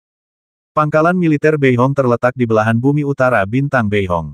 Luasnya setara dengan kota besar dan memiliki fasilitas internal yang cukup lengkap. Pangkalan ini juga merupakan salah satu dari 10 pangkalan militer utama di Kabupaten Bintang Linbei. Namun, saat ini, pertahanan pangkalan militer Pelangi Utara cukup lemah, dengan semua kapal perang berpola sihir, pesawat tempur berpola sihir, dan tank berpola sihir terparkir di area parkir. Pangkalan militer yang luas itu saat ini hanya memiliki kurang dari 10.000 personel. Para prajurit lainnya, termasuk para jenderal, telah pergi ke kota-kota terdekat untuk beristirahat atau bersenang-senang. Di seluruh pangkalan militer Beihong, hanya 2 mayor yang tetap bertugas di pos mereka. Sambil menatap ke langit, di mana prajurit yang tak terhitung jumlahnya tengah turun, baik kedua mayor maupun prajurit dari kelas atas tampak bingung. Mereka sama sekali tidak tahu apa yang sedang terjadi. Di permukaan, Kabupaten Linbeixing berbatasan dengan Uni Berba Baru dan tidak memiliki negara musuh di semua sisi. Lalu bagaimana bisa begitu banyak tentara tiba-tiba muncul? Beberapa prajurit Beihong yang tidak berpengalaman bahkan secara keliru mengira bahwa ini bukanlah latihan. Baru setelah 50.000 prajurit gunung mendarat dan memulai serangan, mereka tiba-tiba menyadari ada yang tidak beres. Para rekrutan baru ini mencoba melawan mereka sama sekali bukan tandingan mereka. Di mana para veteran mereka masih di kota. Hanya dalam semenit, 1.000 rekrutan North Rainbow tewas di tempat. Sementara itu, 10.000 prajurit Mountain Rise, di bawah komando Elf, bergegas ke area dok kapal perang, jet tempur, dan tank berpola sihir. Setelah membasmi para penjaga, mereka mengambil peralatan tempur untuk mereka sendiri. Menghadapi situasi ini, kedua mayor di pangkalan militer Pelangi Utara benar-benar panik dan segera mengirim panggilan ke Anrof, panglima tertinggi pangkalan militer Pelangi Utara. Namun, permintaan panggilan dikirim selama 1 menit penuh tanpa dijawab. Sementara itu, Anrof berada di sebuah suite hotel mewah di kota. Seragam jenderalnya berserakan di ruang tamu, dan rune sihir komunikasi di sofa bergetar tanpa henti. Adapun Anlov, dia menggeliat-geliat tubuhnya yang besar di kamar tidur, bercinta dengan seorang wanita yang menggoda. Para veteran atau perwira tinggi lainnya, mengenakan pakaian sipil, tersebar di seluruh kota yang ramai, menikmati kesenangan pengeluaran militer. Butuh waktu setengah jam penuh bagi berita tentang serangan di pangkalan militer North Rainbow untuk sampai ke Anrof dan beberapa jenderal lainnya. Anrof, yang baru saja memasuki ruang tamu dengan pijamannya, langsung pucat pasi setelah mendengar berita itu. Matanya terbelalak, dan ia membeku di tempat. Dia tidak pernah menyangka pangkalan militer Beihong akan diserang saat ini. Siapa gerangan orangnya? Yang membuat Anrof semakin berdarah dingin adalah, melalui gambar yang dikirim kembali oleh sang mayor, ia dapat dengan jelas melihat bahwa para rekrutan baru di pangkalan militer Pelangi Utara telah dibantai habis-habisan. 3 kapal perang berpola sihir yang ditempatkan di pangkalan militer Pelangi Utara telah melihat awak mereka, satu persatu, melangkah masuk dan kemudian dengan angkuh pergi bergabung dengan armada di kehampaan. Prajurit naga gunung lainnya bahkan memindahkan pesawat tempur berpola sihir, tank berpola sihir, dan bahkan semua yang ada di gudang senjata ke dalam kapal angkut besar. Seluruh proses berlangsung cepat dan tertib, dan keterampilan tempur yang mereka tunjukkan hampir tak tertandingi oleh pasukan elit. Ini, Anrof hanya bisa mengeluarkan suara seperti itu, sambil merasakan hawa dingin yang tak tertahankan di punggungnya. Engah. Tepat saat itu, melalui layar cahaya, Anrof menyaksikan mayor yang tadinya ia temui tiba-tiba tertusuk di lehernya dari belakang. Sebuah belati berlumuran darah dan bermantra sihir terentang di depan Anrof. Selain itu, ada prajurit Lord Daeron di belakang sang mayor, bermata hijau tua, tenang dan teguh, bagaikan pisau yang diasah oleh kesulitan. Saat berikutnya, komunikasi terputus. Oh, Jenderal, siapa ini di kamar tidur? Wanita yang memikat itu, sambil memegang gelas anggur, menggoyangkan tubuhnya dan perlahan-lahan melingkarkan lengannya di leher Anrof, berbicara dengan suara genit. Keluar dari sini, geram Anrof kepada wanita glamor itu, lalu buru-buru mengenakan seragam militernya dan mencoba menghubungi anak buahnya, tetapi ternyata ia hanya bisa menghubungi beberapa orang saja. Sementara itu, prajurit Sanlong yang telah menjarah pangkalan militer Beihong kembali ke kapal pengangkut berpola sihir mereka dan kemudian berangkat. Tepat saat kapal pengangkut pasukan berpola sihir itu naik ke ketinggian 10.000 meter, pola sihir peledak yang dipasang di berbagai sudut pangkalan militer Beihong meledak satu demi satu, mengubah pangkalan militer Beihong menjadi lautan api dalam sekejap. Sebagai tanggapan, Prajurit tempur utama di pangkalan militer Beihong hanya bisa menyaksikan tanpa daya ketika pangkalan mereka dijarah dan dihancurkan sepenuhnya oleh tentara Sanlong di kota yang ramai. Setelah menjarah bintang Beihong, di bawah komando jarak jauh Xiao Hong, armada Sanlong bergegas menuju bintang Cixin tanpa berhenti sejenak. Perwira tertinggi yang baru diangkat di Okura Star bernama Raya, yang baru saja dipindahkan dari wilayah militer barat untuk mengambil alih Kabupaten Linbei Star. Meskipun ia memiliki sedikit pemahaman tentang Raya di Kabupaten Linbei Xing, pemahamannya tidak banyak, terutama mengenai penempatan militer yang mengharuskannya belajar langkah demi langkah. Ia juga sama sekali tidak mengenal bawahannya. Bahkan lokasi pasti pangkalan militer hanya dapat ditentukan dengan melihat peta antar bintang. Saat ini, Raya sedang berada di kantornya, dengan tekun menata dokumen-dokumen yang ada, bersiap untuk menyelesaikan misi Heitinga dan membersihkan area yang kacau itu secepat mungkin.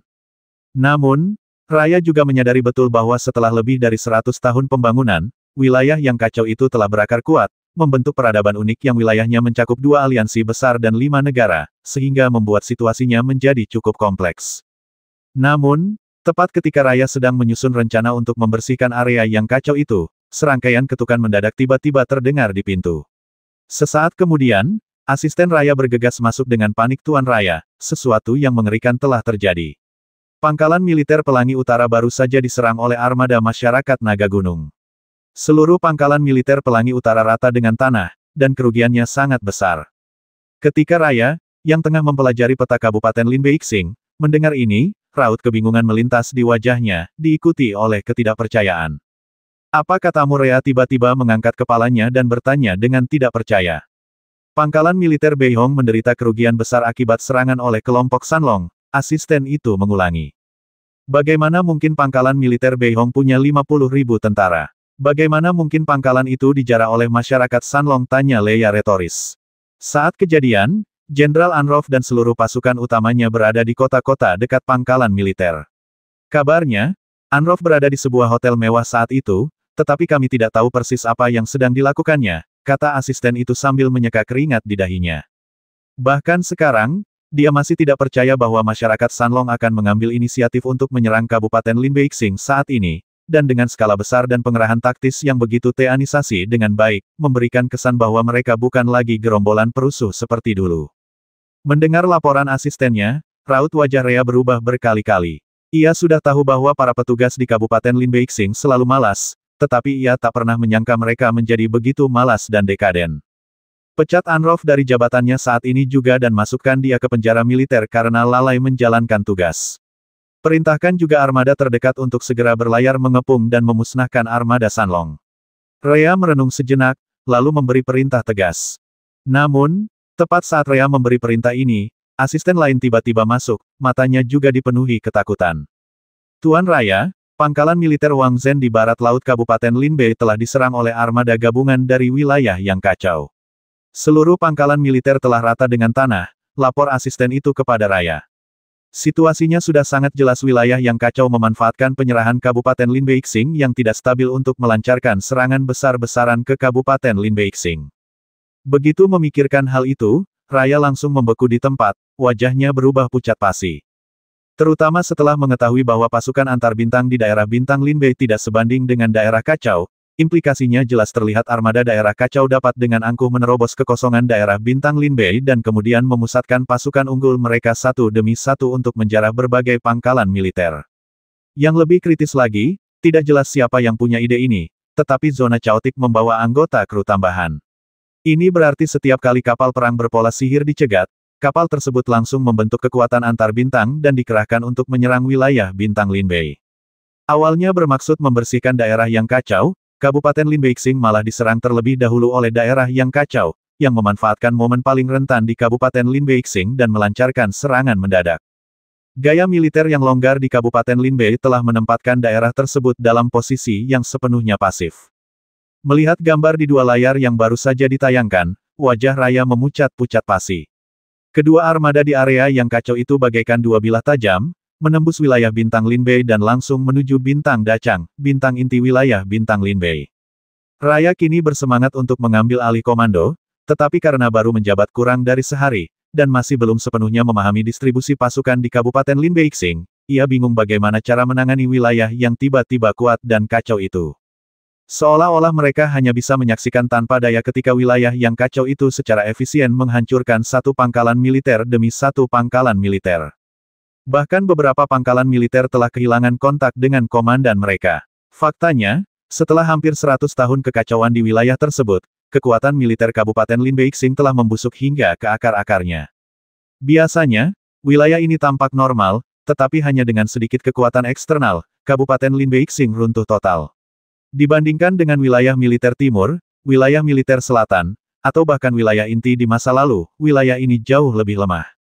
Cepat, panggil Boeing Star untuk meminta bantuan. Dalam keputusasaan, Raya hanya bisa memberikan perintah ini kepada asistennya. Sementara itu, di bintang Boeing, Du Qiang, yang akhirnya menggulingkan Plato, sepenuhnya mengambil alih kekuasaan Plato. Pada saat ini, Du Qiang memberikan banyak saran kepada Haitingen, salah satunya adalah mendirikan paviliun strategi di bawah panjinya sendiri untuk menggantikan posisi Plato. Uskup, tak masalah jika Plato pergi. Selama kita punya 100 kepala di paviliun strategis yang memikirkan masalah bersama, aku yakin mereka tak kalah hebat dari Plato. Bukankah begitu, kata Du Qiang sambil tersenyum, wajahnya penuh sanjungan. Haitingen duduk di mejanya, melirik wajah Du Qiang yang memujanya. Hanya ada sedikit kegembiraan di wajahnya. Tanpa Plato tua yang keras kepala itu, Haitingen tiba-tiba merasakan kekosongan yang mendalam di hatinya. Anda sekarang kepala Menteri Dalam Negeri, jadi jangan ikut campur dalam segala hal. Anda bisa mengambil keputusan sendiri dalam beberapa hal. Haitingen mengembalikan dokumen-dokumen itu ke tangannya dan berkata dengan tenang. Ya, Du Qiang mengangguk setuju berulang kali.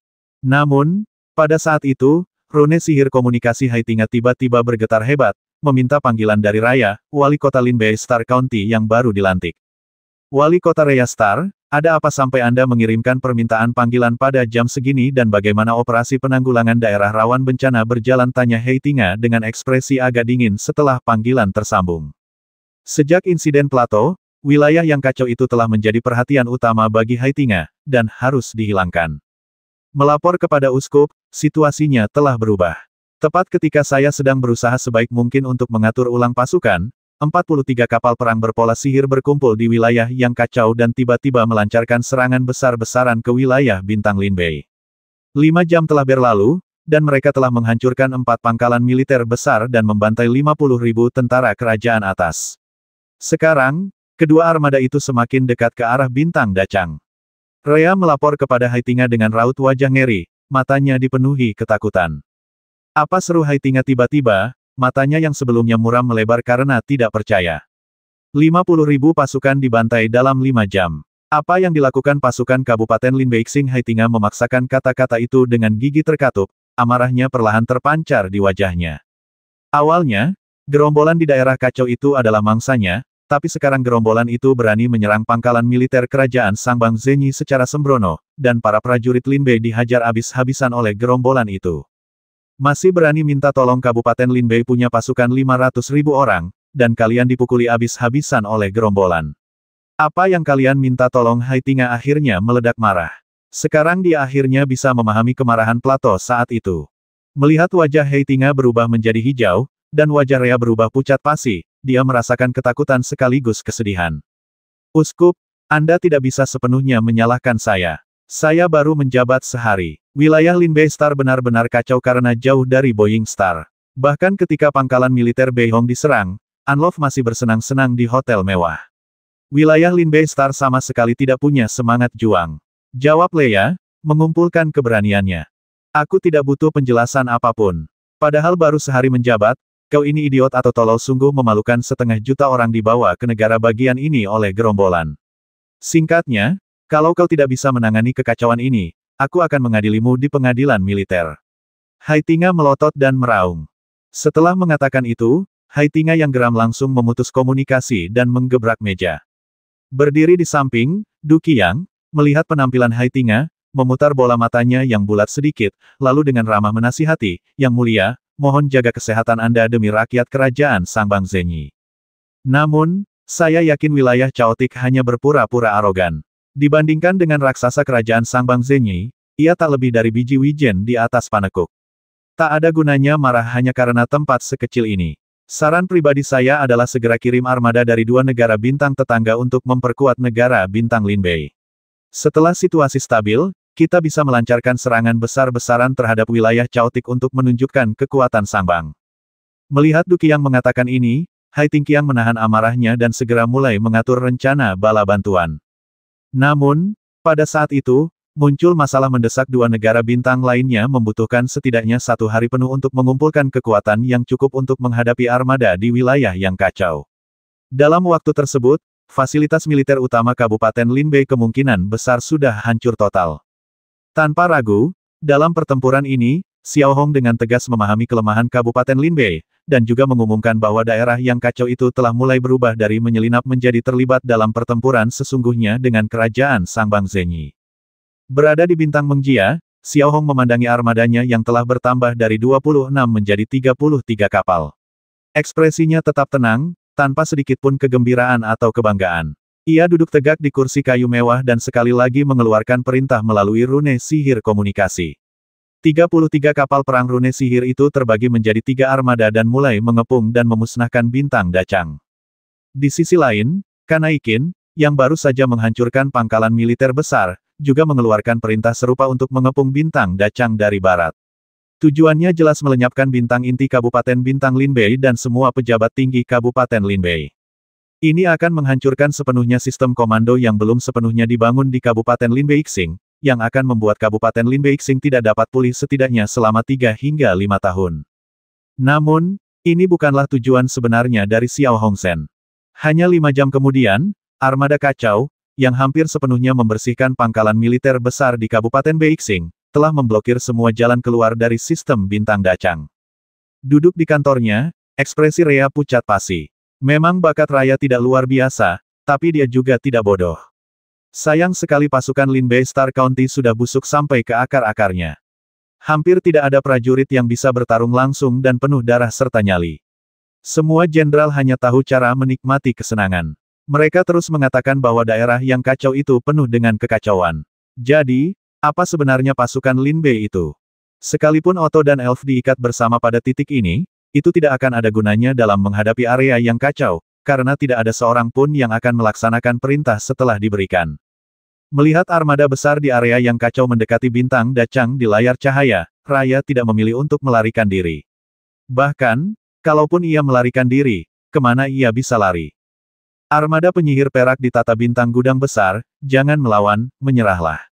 Ini adalah perintah terakhir yang dikeluarkan Raya. Armada yang terdiri dari 6 kapal perang berpola sihir melawan armada yang terdiri dari 55 kapal perang berpola sihir hanya akan mengakibatkan hilangnya nyawa yang tidak perlu.